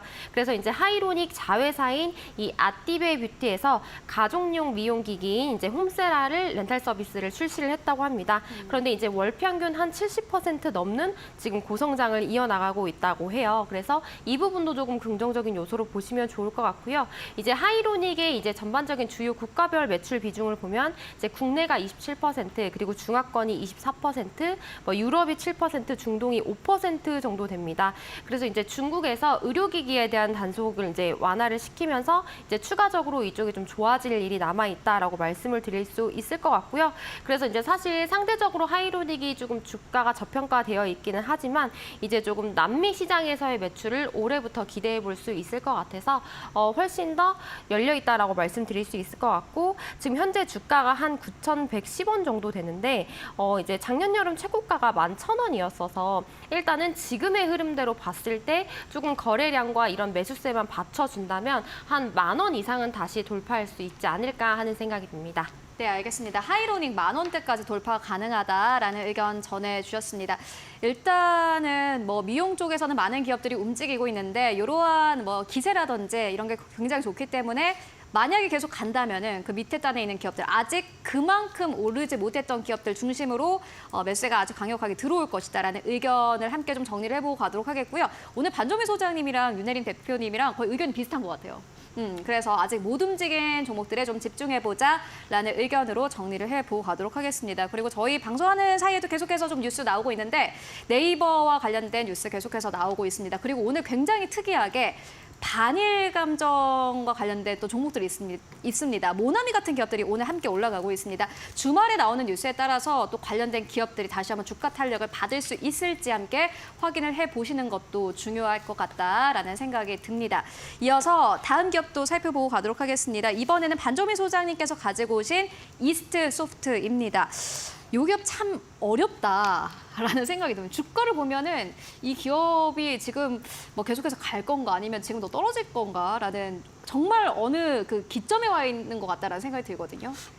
저라면은 매수를 할 것 같습니다. 그래서 이 점에 대해서는 좀 그 개인적인 판단에 따라 다 다를 수는 있겠지만은 오히려 지금 자리가 굉장히 좀 매력적인 자리가 아닌가라고 좀 생각이 들고 있습니다. 물론 이 이스트 소프트의 경우에는 AI 소프트웨어 게임 사업 등을 좀 영위를 하고 있는데 뭐 대표적으로 이제 알툴즈, 알약 이쪽에 굉장히 좀 많이 특화가 되어 있죠. 그러다 보니까 대부분 이제 컴퓨터에 알약이든 뭐 좀 많이 깔려 있기는 하긴 하지만 네. 이 외에도 이제 신규 사업으로 AI 사업을 하고 있는데 저는 AI 쪽에 포커스를 좀 잘 맞춰볼 필요가 있지 않나라는 말씀드리겠고 이게 결국은 이제 6월까지 좀 이어질 가능성이 높다 보니까 지금 자리에서도 괜찮지 않나라는 말씀드립니다. 최근에 이제 동사의 경우에는 이슈가 있었던 게 그 구독형 AI 휴먼 서비스를 론칭한다는 소식이 있었는데 이게 MS의 그 애저를 기반으로 작동하는 건데 이 애저에 대한 내용들이 사실 이 이스트 소프트거든요. 네. 그렇다 보니까 여기에 대해서 MS에 따른 기대감이 좀 상당히 있고요.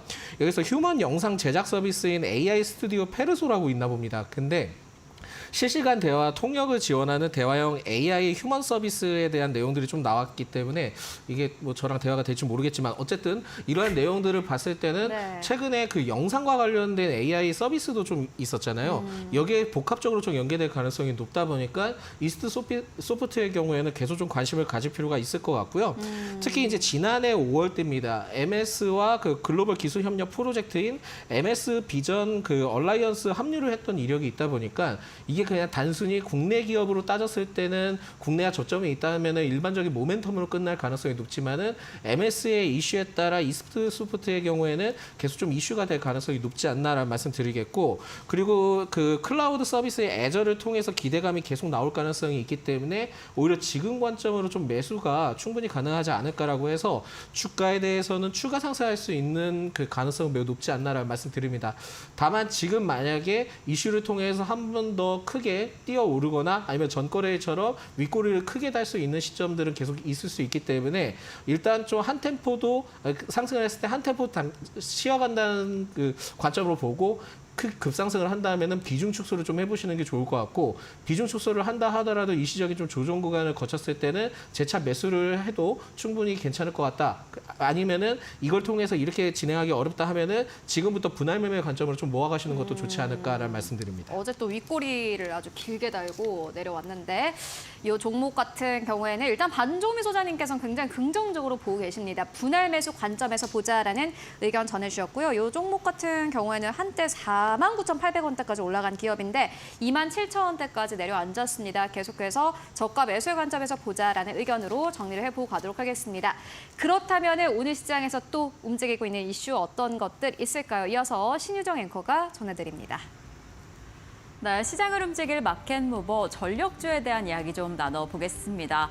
대표적인 저 PBR 관련주이기도 하고 사실 구리값이 올라가면서 전선과 함께 좀 주목을 받았던 섹터입니다. 특히나 이 AI 반도체가 더 부각이 되면서 전력 상당한 양이 필요하다. 지금 공급 부족에 직면할 것이다. 라는 이야기가 계속해서 나오면서 더 부각이 되기도 했죠. 지금 데이터 센터가 지어지게 되면 정말 엄청난 양의 전력을 필요로 한다라고 하는데요. 2022년 기준으로 이 사용이 됐던 데이터 센터의 전력량을 체크해 보시면 이 한 개의 데이터 센터에서 우리나라 1년 전력 판매량의 절반의 전력을 소요로 한다라고 합니다. 그래서 정말 데이터 센터를 계속해서 더 짓는다, 이 AI 수요에 좀 밟아져 따라간다라고 한다면 전력량이 정말 상당히 부족할 것으로 보여집니다. 그리고 여기에서 오는 전력량 부족뿐만 아니라 이제 점차 친환경 에너지 사용 추세가 증가하고 있죠. 이제 화석 연료 사용을 줄이겠다, 최대한 줄이겠다 하는 의견이 계속해서 나오면서 신재생 에너지에 대한 수요가 증가하고 있는 건데 이에 따라서 글로벌 전력 수요 전망치 점차 늘어나고 있습니다. 이렇게 내년에도 더 증가할 것이다, 상향 조정한 상황이죠. 지금 이러한 상황 가운데 전력 섹터 하반기의 흐름은 어떠할까요? 하반기 흐름을 좀 함께 체크해 보도록 하겠습니다. 지금 이러한 이유로 전력 수요 상당히 필요하다, 수요가 증가할 것이다라는 이야기가 나오고 있는 가운데 지금 전력 관련주는 그 사이클상 재무구조 개선 사이클에 진입했다라고 합니다. 이렇게 몇 년에 한 번씩 돌아오는 사이클에 진입하게 되면서 이렇게 재무구조가 개선이 되면 밸류에이션이 회복될 것이다라는 기대감이 함께 들어오고 있습니다. 저 PBR 관련주에서 조금 주목을 받지 못하던 부분에서 이렇게 밸류에이션이 회복된다라고 한다면 하반기의 전망이 좀 단단하게 드러나고 있는 거죠.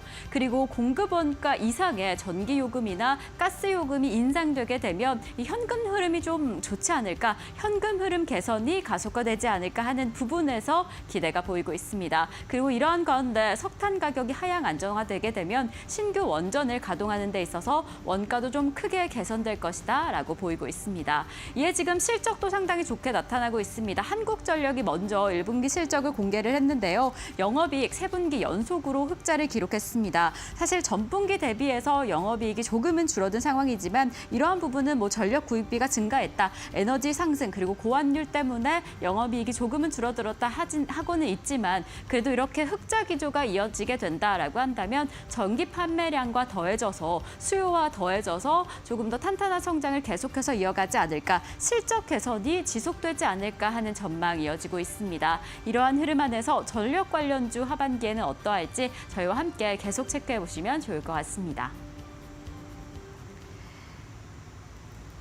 네, 이어서 오늘 시장에서 또 움직이고 있는 기업들 차례대로 살펴보고 가도록 하겠습니다. 정말 오랜만에 다시 한번 게임주 움직이고 있습니다. 어제도 마켓무버 시간에서 저희가 게임주 전해드렸는데 넷마블이 또 실적을 발표를 했고 오늘 시장에서 6% 이상의 상승세 68,800원대까지 올라가고요. 장중에는 72,000원대까지 올라왔습니다. 사실 장중에 또 하루에 일일 폭이 좀 큰데 넷마블을 어떻게 보고 계십니까, 대표님께서는? 이제 게임주가 전반적으로 장기간 주가 하락이 너무 그러니까요. 길었었죠. 그래서 이제 여기에서 이제 게임주들이 최근 이제 반등을 시작하면서 바닥이 지났다라는 기대감도 있지만 사실 이제 과도한 하락에 따른 기술적 단기 반등이다, 아직은 게임 산업의 구조적인 조금 성장이 어렵다, 이런 얘기들이 많이 나오고 있는 것 같아요. 그래서 게임주들을 보실 때도 이제 게임주 중에서도 조금 선별적으로 투자를 하시면 좋을 것 같은데 그 중에서는 이제 넷마블을 가장 보시는 게 좋을 것 같아서 이 얘기를 해보려고 합니다. 그래서 이제 실적을 다시 한번 리뷰를 해보자면 기존에 이제 게임 매출이 감소했음에도 불구하고 이제 신작 부재로 인한 이 마케팅비를 굉장히 절감했기 때문에 컨센서스를 상회해서 좀 좋은 실적을 보여줬습니다. 그래서 이제 지난 8일에 출시된 이 신작인 나 혼자만 레벨업이 지금 굉장히 핫한 것으로 그렇죠. 알려져 있죠. 네, 24시간 매출이 140억 원을 달성을 했고 또 이제 넷마블에서 런칭한 게임 중에서 가장 최고의 실적을 나타냈다라고 합니다. 그래서 이제 사실 이 부분은 게임을 좀 해봐야지 알 것 같은데 네, 오늘 네. 집에 가서 한번 해봐야겠어요. 이제 웹툰을 기반으로 좀 풍부한 스토리를 보유하고 있다는 것이 장점이고 이제 추후에 좀 꾸준한 컨텐츠가 업데이트를 좀 준비를 하고 있다라고 넷마블 측에서는 이야기를 하고 있습니다. 네. 그래서 뿐만 아니라 글로벌 한 27개의 나라에서도 이제 앱스토어에서 탑 10에 진입을 했고 그래서 이제 웹툰의 인기가 높은 우리나라, 일본, 미국 등에서 이제 앱스토어 매출 순위가 뭐 우리나라는 1위, 그리고 일본은 3위, 미국은 한 9위로 기록을 해서 이제 주요 국가에서도 굉장히 상위권에 진입을 했다라고 말씀을 드릴 수 있겠습니다. 그래서 뭐 나 혼자만 레벨업도 그렇고 4월에 출시한 이제 아스달 연대기, 그리고 5월 말에도 이제 레이븐 2가 출시 예정이라고 합니다. 그래서 모두 이제 매출과 영업이익이 조금 반등에 기여할 것으로 예상을 하고 있고요.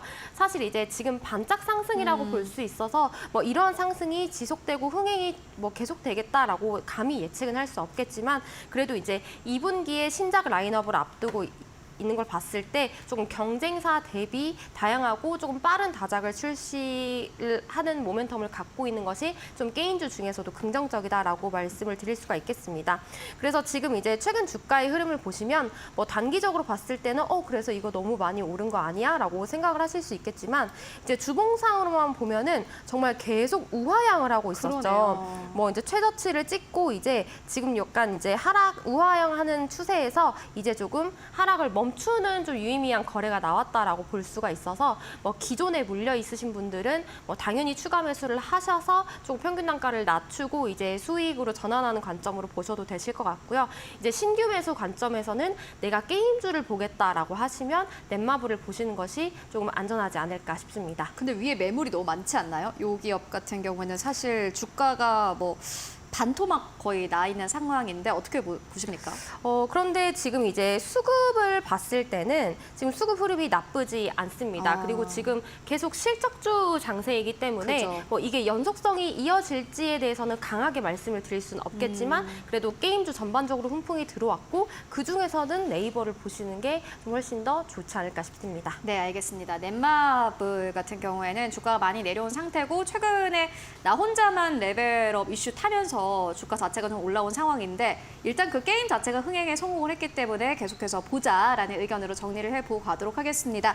이어서 다음 기업 살펴보고 가도록 하겠습니다. 반정미 소장님께서 가지고 오신 카페24입니다. 진짜 정말 오래 쉬어간 기업인 것 같은데 소장님께서는 지금 매수의 관점으로 가지고 오신 걸까요? 네, 매수의 관점으로 가져왔고요. 오늘 딱 4% 빠지네요. 네, 4%까지 이렇게 하락을 할 만한 요인은 그렇게 있지는 않다라는 좀 생각이 들고 있고, 오히려 중장기적 관점으로 매수 관점으로 좀 유효하지 않나라고 좀 생각이 듭니다. 특히 이제 동사의 경우에 뭐 잘 아시겠지만 비즈니스 솔루션 그리고 소프트웨어 개발 공급업이기도 한데 특례 상장 요건이 테슬라 요건 상장 1호 업체이기도 합니다. 그러면서 그 카페24는 결국은 이제 온라인 쇼핑몰을 만들 때 굉장히 좀 많이 이용들 하는데 물론 이제 굉장히 좀 그 이용하기가 좀 까다롭긴 하지만은 그렇다 하더라도 굉장히 플랫폼적인 부분들에 대해서는 굉장히 특화가 되어 있거든요. 그렇다 보니까는 카페24의 경우에는 일단 좀 망하거나 그럴 케이스는 거의 없을 것이다라고 좀 보고 있고요. 특히 이제 동사의 경우에는 1분기 때 영업이익이 그 흑자 전환에 성공을 했습니다. 그렇다 보니까 이러한 흑자 전환의 흐름들을 봤을 때는 하반기 때까지 좀 더 유지될 가능성이 높기 때문에 오히려 지금은 집중을 해도 그렇게 늦지 않은 시간이다라는 말씀 드리겠고요. 2022년까지 동사의 경우에는 2022년 때 한 25곳에 대한 그 AI 협력 기업이 그 정도 됐었는데 이게 작년 말 기준으로 42곳으로 좀 확대가 됐습니다. 그렇다 보니까 이렇게 지금 협력 기업들이 확대가 된다는 것은 앞으로 시너지에 대한 그 시너지 기대감이 좀 상당하거든요. 그렇다 보니까 여기에 따른 모멘텀도 차츰 이제 반영될 가능성이 높지 않나라는 말씀 드리겠고요. 특히 이제 동사의 경우에 작년 6월 때 그 유튜브 최초 공식 라이브 커머스 런칭을 좀 시작을 했던 내용들이 있었고 쇼핑 연동 서비스가 부각이 되면서 유튜브 쪽에 굉장히 좀 어느 정도 이슈가 좀 있습니다. 그죠. 그렇다 보니까 이 이슈가 그렇게 쉬운 이슈는 아니라고 보고 있고 지난 1월 때는 구글 그 작년에 이제 구글 투자와 관련된 내용들이 있었는데 지난 1월 때 구글서 이제 투자금에 대한 260억 정도 되는데 그게 이제 납입이 좀 완료가 됐습니다. 납입이 완료가 됐는데 이 이슈가 뭐였냐면은 유튜브 쇼핑 파트너십을 확장하기 위해서였거든요. 그러면 이러한 확장 때문에 투자를 좀 진행을 한다는 것은 이 기업의 성장 가치를 좀 어느 정도 믿고 진행을 하는 거기 그렇죠. 때문에 여기에 따른 기대감이 상당히 올해 한 11월까지는 있을 가능성이 높습니다. 이게 왜 그러냐면 작년에 그 제3자 배정 유상증자를 통해서 구글이 투자가 진행됐을 때 향후 1년간은 전량 보호 예수 조치가 되어 있거든요. 근데 이게 그때 당시 때 3자 배정 가격대를 보니까 주당 14,770원입니다. 그렇기 때문에 현 주가에 대한 프리미엄이 그렇게 많이 붙지 않은 상황이거든요. 네. 그렇다 보니 나중에 추후에 그 카페 구글에서 엑시트를 만약에 하게 된다면 투자금을 회수를 하게 된다면은 지금 가격보다 그 지금 가격에 대해서 투자금을 회수할 거라고 저는 보진 않습니다.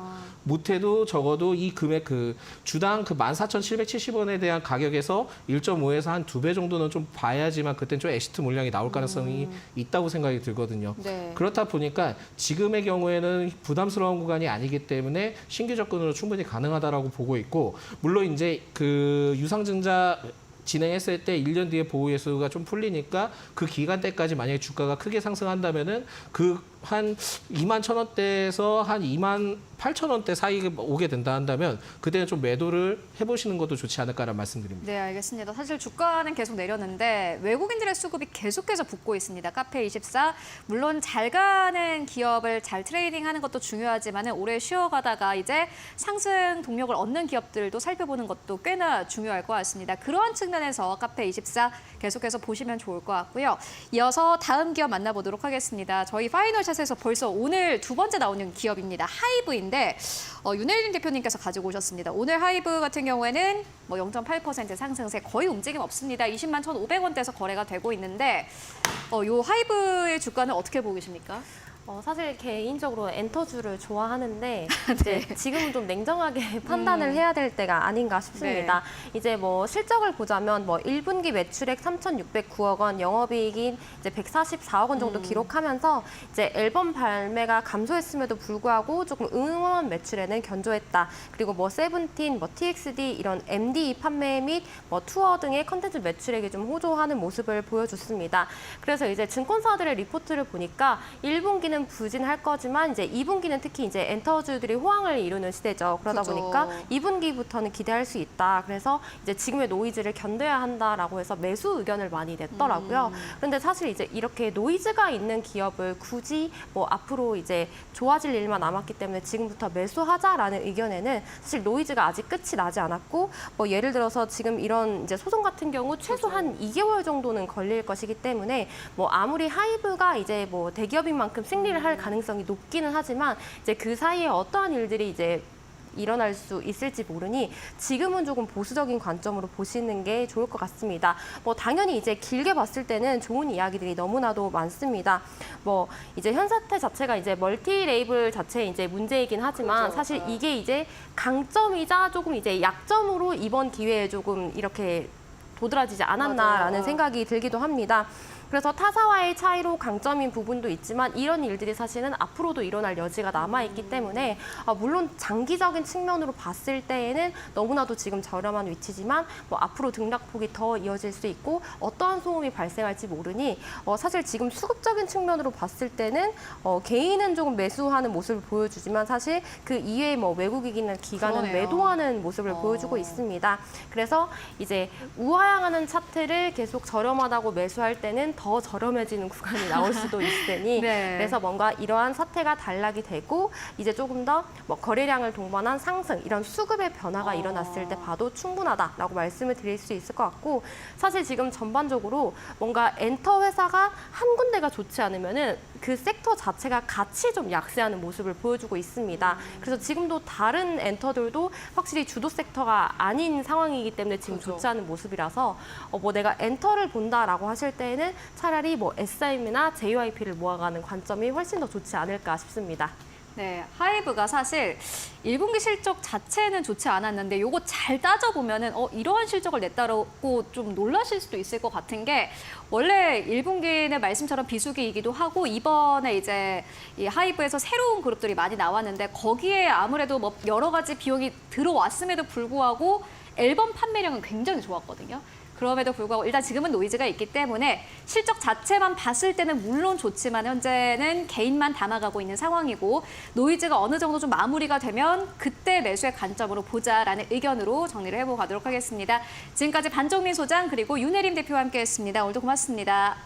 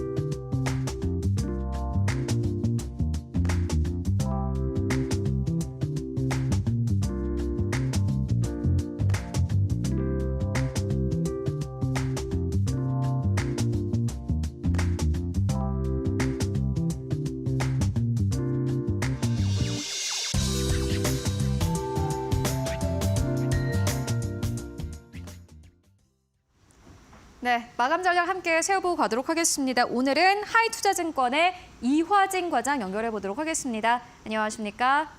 네, 안녕하세요. 네, 과장님 오늘 시장 마감 상황 어떻게 보고 계십니까?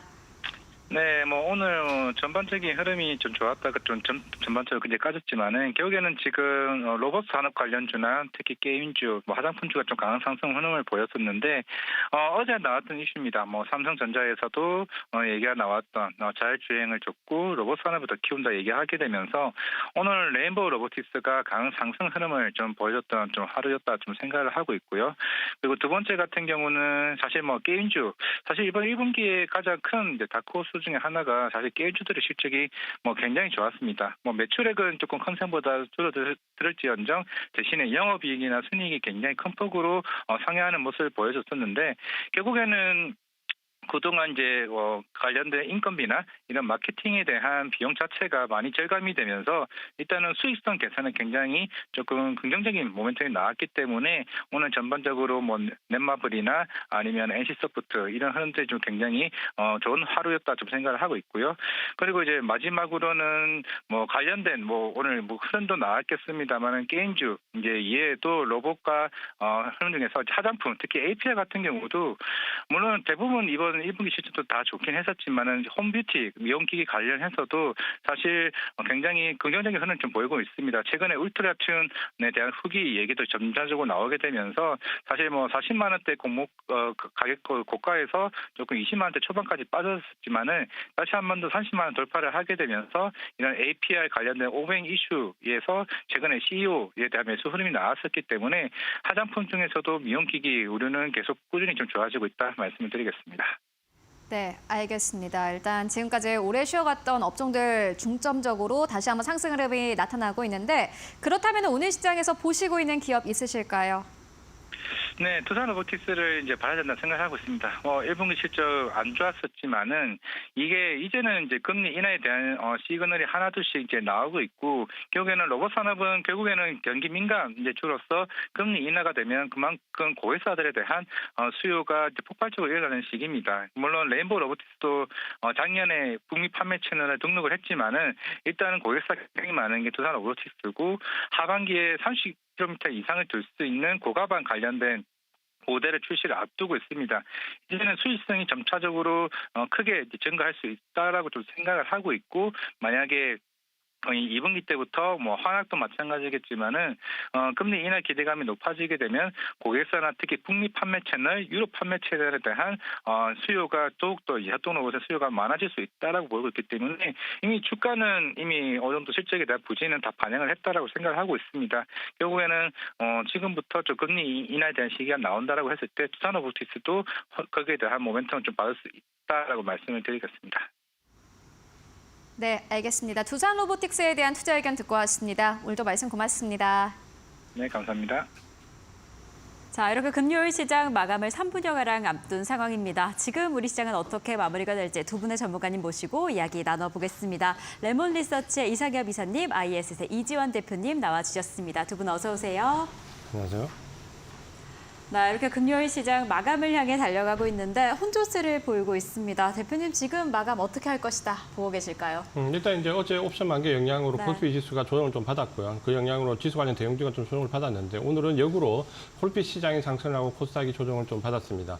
콜핏 시장은 어제 선물 매수, 옵션 문제와 관련된 옵션 만기와 관련돼서 외국인들의 선물 매도로 하락했던 지수 관련 대형주들이 오늘 외국인들이 다시 선물 매수를 하면서 극복을 하면서 좀 상승하는 모습을 보였고 반도체가 일단 다시 외국인들의 매수를 좀 받는 모습이 좀 특징적이었고요. 전반적으로 게임주나 화장품주, 미용기기와 같이 모멘텀이 강한 종목들이 순환매가 좀 빠르게 일어나는 모습을 좀 보였습니다. 대부분 이제 테마성이나 모멘텀이 강한 종목들은 순환매가 빠르기 때문에 속도 조절이 좀 필요한 장세가 좀 보여지고 실적이나 가이던스가 사용되는 종목들 위주로 개별적으로 같은 섹터 내에서도 종목이 차별화되는 모습을 지금은 좀 많이 보이고 있습니다. 아마 다만 이제 전반적으로 이런 그 엇박자 투자가 나올 때 우리 개인 투자자분들이 상당히 손실이 좀 날 수 있는 구조인데 지금 현재 외국인들의 수급과 함께 선물 움직임을 좀 다음 주까지는 유심히 볼 필요가 있고요.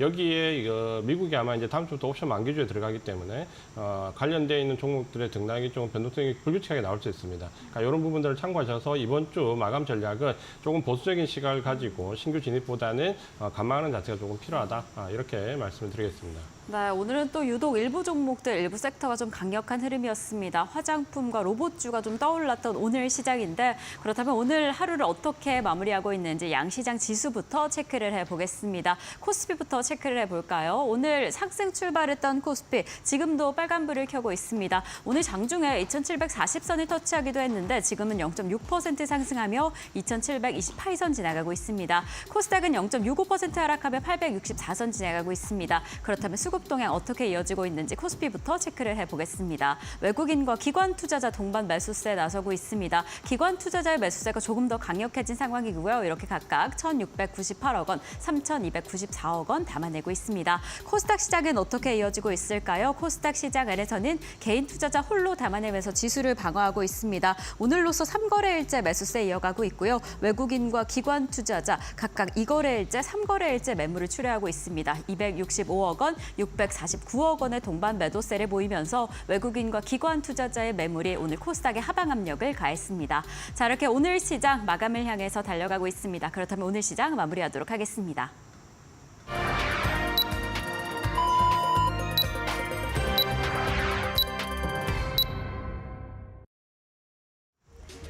네, 5월 10일 금요일장 모두 다 마무리가 됐습니다. 여러분들 오늘도 하루 고생 많으셨습니다.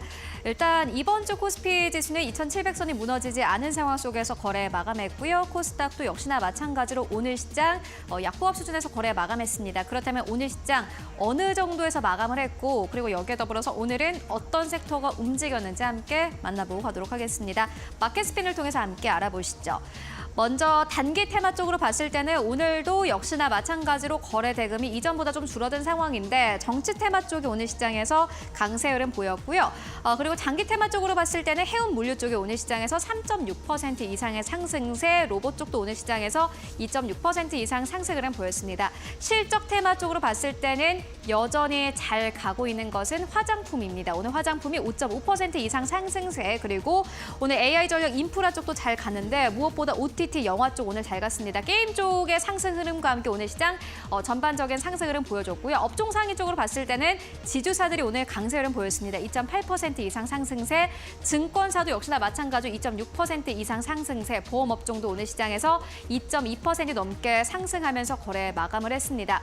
그리고 오늘도 상한가 거래가 마감이 된 기업들이 많았는데 SU홀딩스, 시티트로닉스, 그리고 실리콘2, 나노 CMS, 코스텍시스 오늘 전반적으로 두 자릿수 이상의 상승 흐름 나왔고요. 오늘 윙이푸드가 무려 19% 이상의 상승세, 그리고 삼형 SNC도 역시나 마찬가지로 상한가, 그리고 이오플로우도 오늘 시장에서 24% 이상 상승하면서 거래를 마쳤습니다. 오늘 유의미하게 또 거래량이 실렸던 기업들, 대원전선, 시노펙스, 대한해운과 같은 기업들이 오늘 시장에서 상승 흐름 보이면서 거래를 마쳤습니다.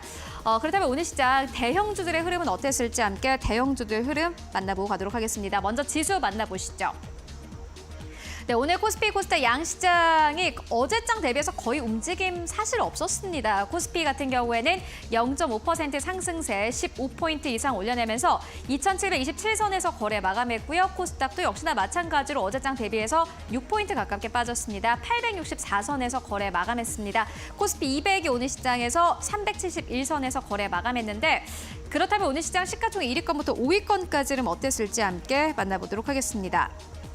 네, 오늘 1위권부터 5위권까지 삼성전자가 0.6% 하락하면서 79,200원대, 다시 한번 8만 원대 아래에서 거래 마감을 했습니다. 그리고 SK하이닉스가 오늘 시장에서 2.5% 이상 상승세 179,900원대에서 거래 마감했는데 SK하이닉스와 삼성전자가 최근 들어서 약간 엇갈리는 흐름 보여주고 있는 상황이고요. LG엔솔이 1% 하락세 383,500원대에서 거래 마감했습니다. 삼성바로직스 0.7% 상승 흐름 보였는데 오늘 1위권부터 5위권 가운데 SK하이닉스가 좀 강했다라는 게 유의미해 보이고요. 이외의 기업들은 사실상 거의 움직임 없었습니다.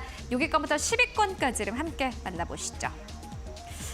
네, 현대차와 기아가 어제 또 크게 빠진 만큼 오늘 시장에서 다시 한번 반등 탄력을 줬습니다. 모두 다 양봉으로 거래를 마감을 했고요. 그리고 셀트리온이 1.6% 이상 상승세, 그리고 무엇보다 오늘 KB금융이 크게 올라왔습니다. 3.5% 이상 상승하면서 79,300원대에서 거래 마감했는데 전체 투자 거래 대금 자체가 최근 들어서 뚜렷하게 주도주가 없다 보니 지금까지 좀 오래 쉬어갔던 업종들, 종목들 위주로 다시 한번 매수가 들어오고 있는 상황이고요. 그 대표적인 게 KB금융이 될 것 같습니다. 최근에 기업밸류 프로그램과 엮이면서 주가 자체가 크게 올라왔고 시가총액 10위권까지 올라왔었는데 다시 한번 5월 초반 들어서는 주가 자체가 지지부진했습니다. 그런데 오늘 다시 한번 거래 대금이 또 크게 실렸고 오늘 시장에서 79,300원대까지 오르면서 거래를 마쳤습니다. 오늘 11위권부터 15위권까지 흐름도 함께 만나보고 가시죠. 네, 네이버의 주가가 0.1% 강보합에서 거래 마감했습니다. 188,600원대. 최근에 라인 지분과 관련해서 여러 가지 노이즈가 있습니다. 주말 사이 여러 가지 뉴스가 나올 것이다라는 언론사의 보도 이어지고 있습니다. 이 주말 사이에 나온 뉴스라든지 정부 측의 발언들 그리고 일본 정부의 발언들 함께 생각을 해보시면서 다음 주 월요일 시장을 또 대응해보시는 게 중요해 보이고요. 오늘 이외의 기업들 삼성물산, 신한지주 강세 흐름 보이면서 거래 마감했습니다. 그렇다면은 코스닥 1위권부터 5위권까지를 어땠을지 함께 만나보시죠.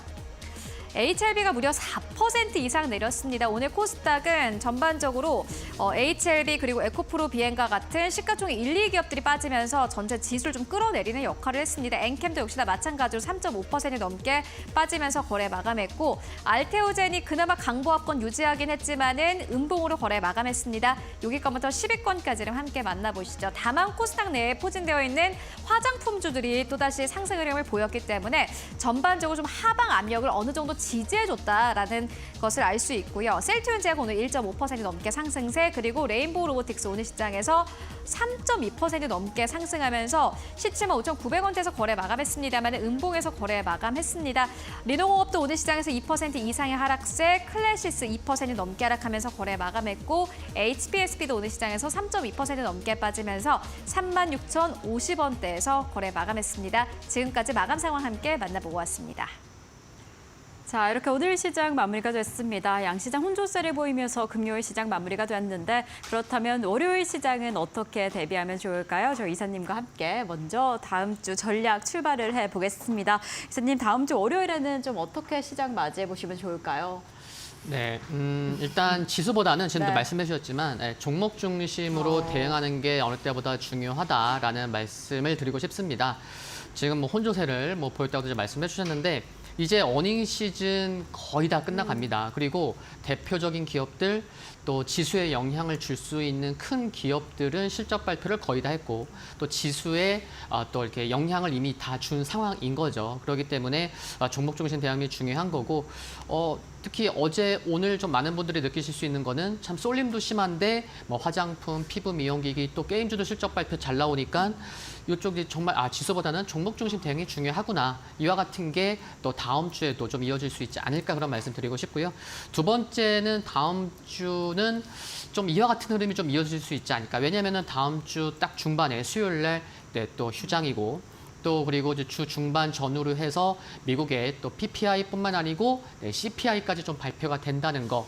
그러면 좀 미국 증시도 최근에 보면은 좀 매파적인 발언이 좀 이어지고 있기 때문에 어느 때보다 어닝 시즌도 끝나가는데 매파적인 발언은 계속 나오고 있고 중동 쪽의 리스크도 있고 그러면은 발표되는 지표에 조금 더 투심이 좀 이렇게 민감하게 이렇게 영향을 줄 수 있기 때문에도 지금과 같은 말씀을 드릴 수 있는 거고요.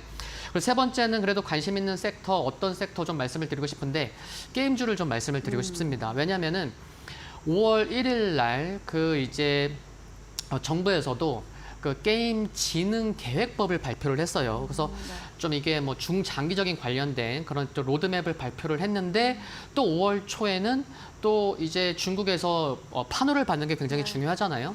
그래서 국장급 면담을 또 추진한다는 지금 말씀드린 게임과 관련된 중요한 그런 소식들이 5월 초부터 나왔었거든요. 그래서 조금 이제 민감하시게 받아들이신 분들 입장에서는 왜 5월 되니까 이렇게 게임 관련된 좋은 소식이 나오고 있지? 이런 것도 좀 생각해 볼 수 있는데 좀 지나 보니까 이제 실적까지 좋은 것을 좀 확인할 수가 있는 것 같습니다. 그래서 지금 정말 대표적인 기업들 실적 발표 잘 나오고 있어서 수급이나 또 이제 실적 발표 잘 나온 기업들 중심으로 해서는 뭐 조정 시 트레이딩 관점도 가능할 것 같고 또 최근 보면은 또 중장기적인 바닥을 찍은 종목군들도 많거든요. 그래서 섹터 내에서는 한 섹터 말씀드리면은 게임주 좀 관심 가져보는 것도 좀 어떨지 말씀드립니다. 네, 다가오는 월요일에도 지수보다는 종목 중심으로 체크해보자라는 이야기를 해주셨습니다. 사실 오늘도 화장품과 게임주가 정말 잘 갔는데 월요일에도 좀 이 게임주 집중해보시면 좋을 것 같다라는 이야기를 해주셨고 지금 정말 실적 시즌이 거의 막바지에 달았다라고 합니다. 70%가량 그 정도 되는 기업들이 이미 실적 시즌을 종료를 한 상황이어서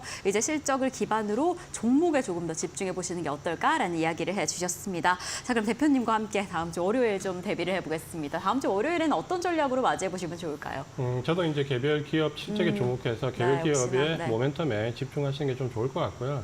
지금 이제 어떻게 보면 매크로적인 부분은 다음 주에 CPI 발표가 있으면 아마 이제 거기에 반응이 좀 나올 텐데 전반적으로 지금 현재 미국의 금리나 기대감은 고올로 후퇴했고 연 한 번으로 이제 추격되는 모습을 보이고 있기 때문에 이 부분이 증시에 대부분 반영되었다라고 보면 매크로적인 부분보다는 개별 기업 이슈에 그리고 이제 실적이 거의 막바지 국면에 다다랐기 때문에 최근에 이제 실적이 발표되는 기업들의 모멘텀을 보면 당장의 1분기 실적도 중요하지만 2분기 실적 가이던스가 어떻게 나오느냐에 따라서 주가의 등락이 가장 크게 좀 갈리는 모습을 보이고 있습니다. 크게 보면 좋은데 더 갈 수 있는 주도 섹터와 굉장히 나빴다고 좋아지는 턴어라운드 섹터 이 두 가지를 구분해서 대응을 좀 하시는 게 여전히 좋을 것 같고요. 반도체나 전력기기, 조선처럼 뭐 실적이 좋았는데 계속해서 좋아질 것 같은 종목들은 좀 긴 호흡으로 보시는 게 좀 좋을 것 같고 최근에 화장품이나 게임, 오늘 같은 경우는 게임 섹터와 같이 실적이 안 좋았다가 좋아지는 턴어라운드 되는 섹터들은 단기적인 트레이딩이나 수익 관점으로 이렇게 양분을 해서 좀 보는 게 중요한데 가장 이제 좀 유명할 부분은 같은 섹터 내에서도 실적 가이던스에 따라서 종목들 편차가 상당히 크게 나온다는 부분입니다. 그러니까 이 부분을 본다면은 역시 섹터나 매크로적인 부분보다는 개별 종목 이슈 모멘텀에 집중을 하시는 게 지금은 조금 더 유효할 것 같다라고 말씀을 드리겠습니다. 네, 대표님께서도 역시나 월요일 시장, 다음 주 시장 안에서도 개별 종목 위주로 체크해보자라고 이야기를 해주셨습니다. 오늘 잘 갔던 화장품과 게임주 같이 이렇게 실적이 턴어라운드 해준 섹터들 같은 경우에는 짧은 호흡으로 봐라라고 이야기를 해주셨는데 역시나 좀 개별 이슈에 집중해야 될 것 같다라는 생각이 듭니다. 그렇다면 이러한 흐름으로 어떤 종목에 조금 더 집중해보면 좋을지 공략주 만나보도록 하겠습니다. 대표님, 다음 주 월요일에 집중하고 계시는 공략주 어떻게 되실까요? 네, 저는 이사고요. 네, 아닙니다. 네, 제가 이제 W 게임즈 게임 섹터에서 뽑아봤습니다. W 게임즈가 오늘 그래도 이제 한 1.4% 상승을 했는데 실적이 잘 나왔습니다. 실적이 굉장히 잘 나왔는데 작년 연간 영업이익이 2천억 원을 처음으로 넘었는데 올해도 실적 기대가 된다는 게 1분기 실적을 통해서도 알 수 있었거든요. 그래서 1분기 영업이익이 600억 원을 넘었는데 그래서 창사 이래로 처음으로 영업이익이 600억 원을 넘는 두 개의 분기가 이어지고 있다는 것도 중요한 것 같고요. 그리고 이제 두 번째, 이렇게 1분기 실적에서도 좀 중요한 부분이 있어서 말씀을 드리면은 아이게이밍이라고 이제 매출이 전분기 대비해서 111억 원을 기록했는데 약 한 98.2% 증가했습니다. 이게 뭐냐면은 실제로 가상머니가 아니고 현금으로 상환할 수 있는 그런 온라인 카지노 게임을 이제 아이게이밍이라고 하는데 이쪽이 좀 크게 증가했다는 거죠. 그래서 작년 같은 경우에는 이제 소셜 카지노 시장이 부진했는데 이게 작년 이 관련된 기업인 이제 슈퍼네이션을 작년 11월에 인수를 했거든요. 그래서 그래 올해는 이제 인수한 것에 대해서 실적이 온기 반영이 될 것이니까 그래 2024년 기대해 봐야 되겠다라고 했는데 실질적으로 1분기 실적을 확인해 보니까 좋게 나왔어요. 그래서 이 부분 그래서 연초부터 좋게 실적이 나왔기 때문에 올 한 해 좀 기대해 볼 수 있겠다라는 것도 중요한 것 같고요. 그리고 역시나 게임주 빼놓을 수 없죠. 신작 출시 기대감인데 상반기에 1개 또 하반기에 3개 이상 출시를 할 것으로 계획을 갖고 있는 것도 중요하고 주주 현황을 살펴보면은 3위가 그 국민연금이 한 6% 지분을 갖고 있는데 뭐 적진 않지만 국민연금보다 더 많은 한 7%대의 자사주를 또 보유하고 있습니다. 그래서 회사가 내년부터 이제 주주환원을 하려고 합니다. 그래서 자기 주식 또 매입하고 또 소각까지 하려는 그런 계획을 갖고 있기 때문에도 계속해서 좀 시장 트렌드와도 맞는 부분이 있다라는 거 중요한 것 같고요. 최근에 또 기관이 들어오는 것도 중요한 것 같고 그래서 가격절까지 말씀을 드리면은 1차 매도가는 53,000원, 그리고 손절가는 41,900원 말씀드립니다. 네, 게임 섹터 월요일에도 계속 좀 주목해보고 싶으실 텐데 그 안에서 이사님께서는 W게임즈 잡아주셨습니다. 지금 최근에 실적도 괜찮게 나왔고 특히나 신작 출시에 대한 기대감까지 잘 뒷받침해주고 있어서 지금 상승세 계속 이어가지 않을까라는 생각이 듭니다. 어떻게 흘러가는지 월요일 시장 안에서 조금 더 집중해보시면 좋을 것 같고요. 자, 그럼 이지환 대표님의 공략주 만나보도록 하겠습니다. 어떤 종목 가져와 주셨을까요? 오늘 말씀드릴 종목은 효성 첨단 소재입니다. 네, 효성. 앞서 이제 말씀드렸던 전략 중에서 어떻게 보면 실적이 나빴다가 턴아웃 되는 기업으로 주목을 좀 하시면 될 것 같고요. 그동안 사실 이제 주가는 상당히 많이 조정을 좀 받았습니다. 그 가장 주력인 매출이었던 슈퍼섬유 매출이 좀 부진하다라는 부분 때문에 주가 조정을 많이 받았는데 최근에는 이걸 좀 상쇄할 수 있는 타이어 보강제에 관련된 있는 모멘텀이 좀 강하게 붙었습니다. 1분기 실적이 과연 이제 어떻게 나오느냐가 상당히 중요한데 1분기 실적이 생각보다 좋게 나오면서 바닥론에 대해서는 이제 힘을 좀 실었다라고 좀 보여지고 최근에 이제 수급적으로 보더라도 기관과 외국인이 쌍끌이 매수를 하면서 수급적으로 이제 완연하게 바닥을 통과하고 있는 종목이다라고 보시면 좀 될 것 같습니다. 턴아웃 되는 종목들은 제가 이제 너무 긴 호흡으로 보지는 말자라고 말씀드렸는데 이 종목도 역시 지금 가격대에서 40만 원 초반대까지 어느 정도 스윙 공략으로 보시는 게 좀 좋을 것 같고요. 진입 가격을 말씀드리면 오늘 이제 조금 상승폭이 나와서 37만 원 중반대 갔는데 한 37만 원에서 36만 5천 원 여기 전후로 좀 매수를 하시면 될 것 같고요. 목표 가격은 스윙 관점에서는 41만 원, 손절 가격은 33만 원 정도로 잡고 대응을 해보자라고 말씀을 드리겠습니다. 네, 대표님께서 월요일에 효성 첨단 소재 지켜보면 좋을 것 같다라고 이야기를 해주셨습니다. 수급이 지금 잘 뒷받침되고 있어서 기대감이 있는데 아까 전에 대표님께서 턴어라운드 이렇게 된 종목들은 호흡을 좀 짧게 보자라고 이야기를 해주셨습니다. 그렇다면 그 호흡을 결정하는 데 있어서 어떤 이슈를 좀 기다려보면 좋을까요? 지금은 이제 아무래도 수급이 가장 중요하고요. 네네. 이런 종목들이 물론 이제 긴 호흡으로 갈 수 있는 부분은 외국인이나 기관 특히 연기금 수급이 어떻게 유지가 되느냐라는 부분이 좀 중요할 것 같고 효성 첨단 소재는 지금 외국인 기관 이제 동시 매수가 들어오면서 조금 더 나아지는 부분이 있지만 어쨌든 턴아웃 되는 부분은 최근에 굉장히 순환배가 좀 빠릅니다. 우리가 지금 현재 화장품이나 게임도 역시 마찬가지인데요.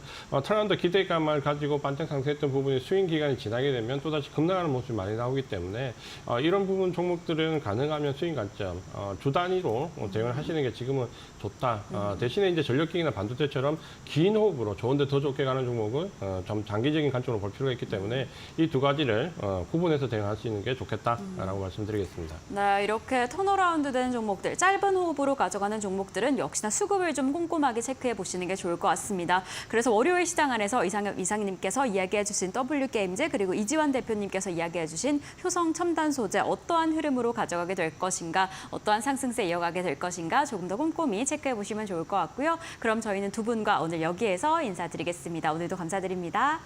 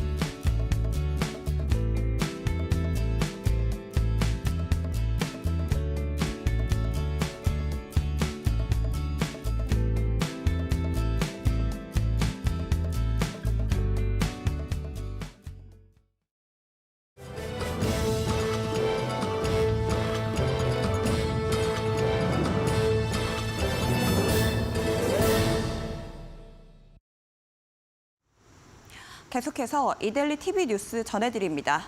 첫 번째 소식입니다. 올해 1분기 파산으로 법원 문을 두드린 기업 수가 400곳을 넘겼습니다. 대법원에 따르면 올해 1분기 법인 파산 신청 건수는 지난해보다 34.7% 증가한 439건으로 집계됐습니다.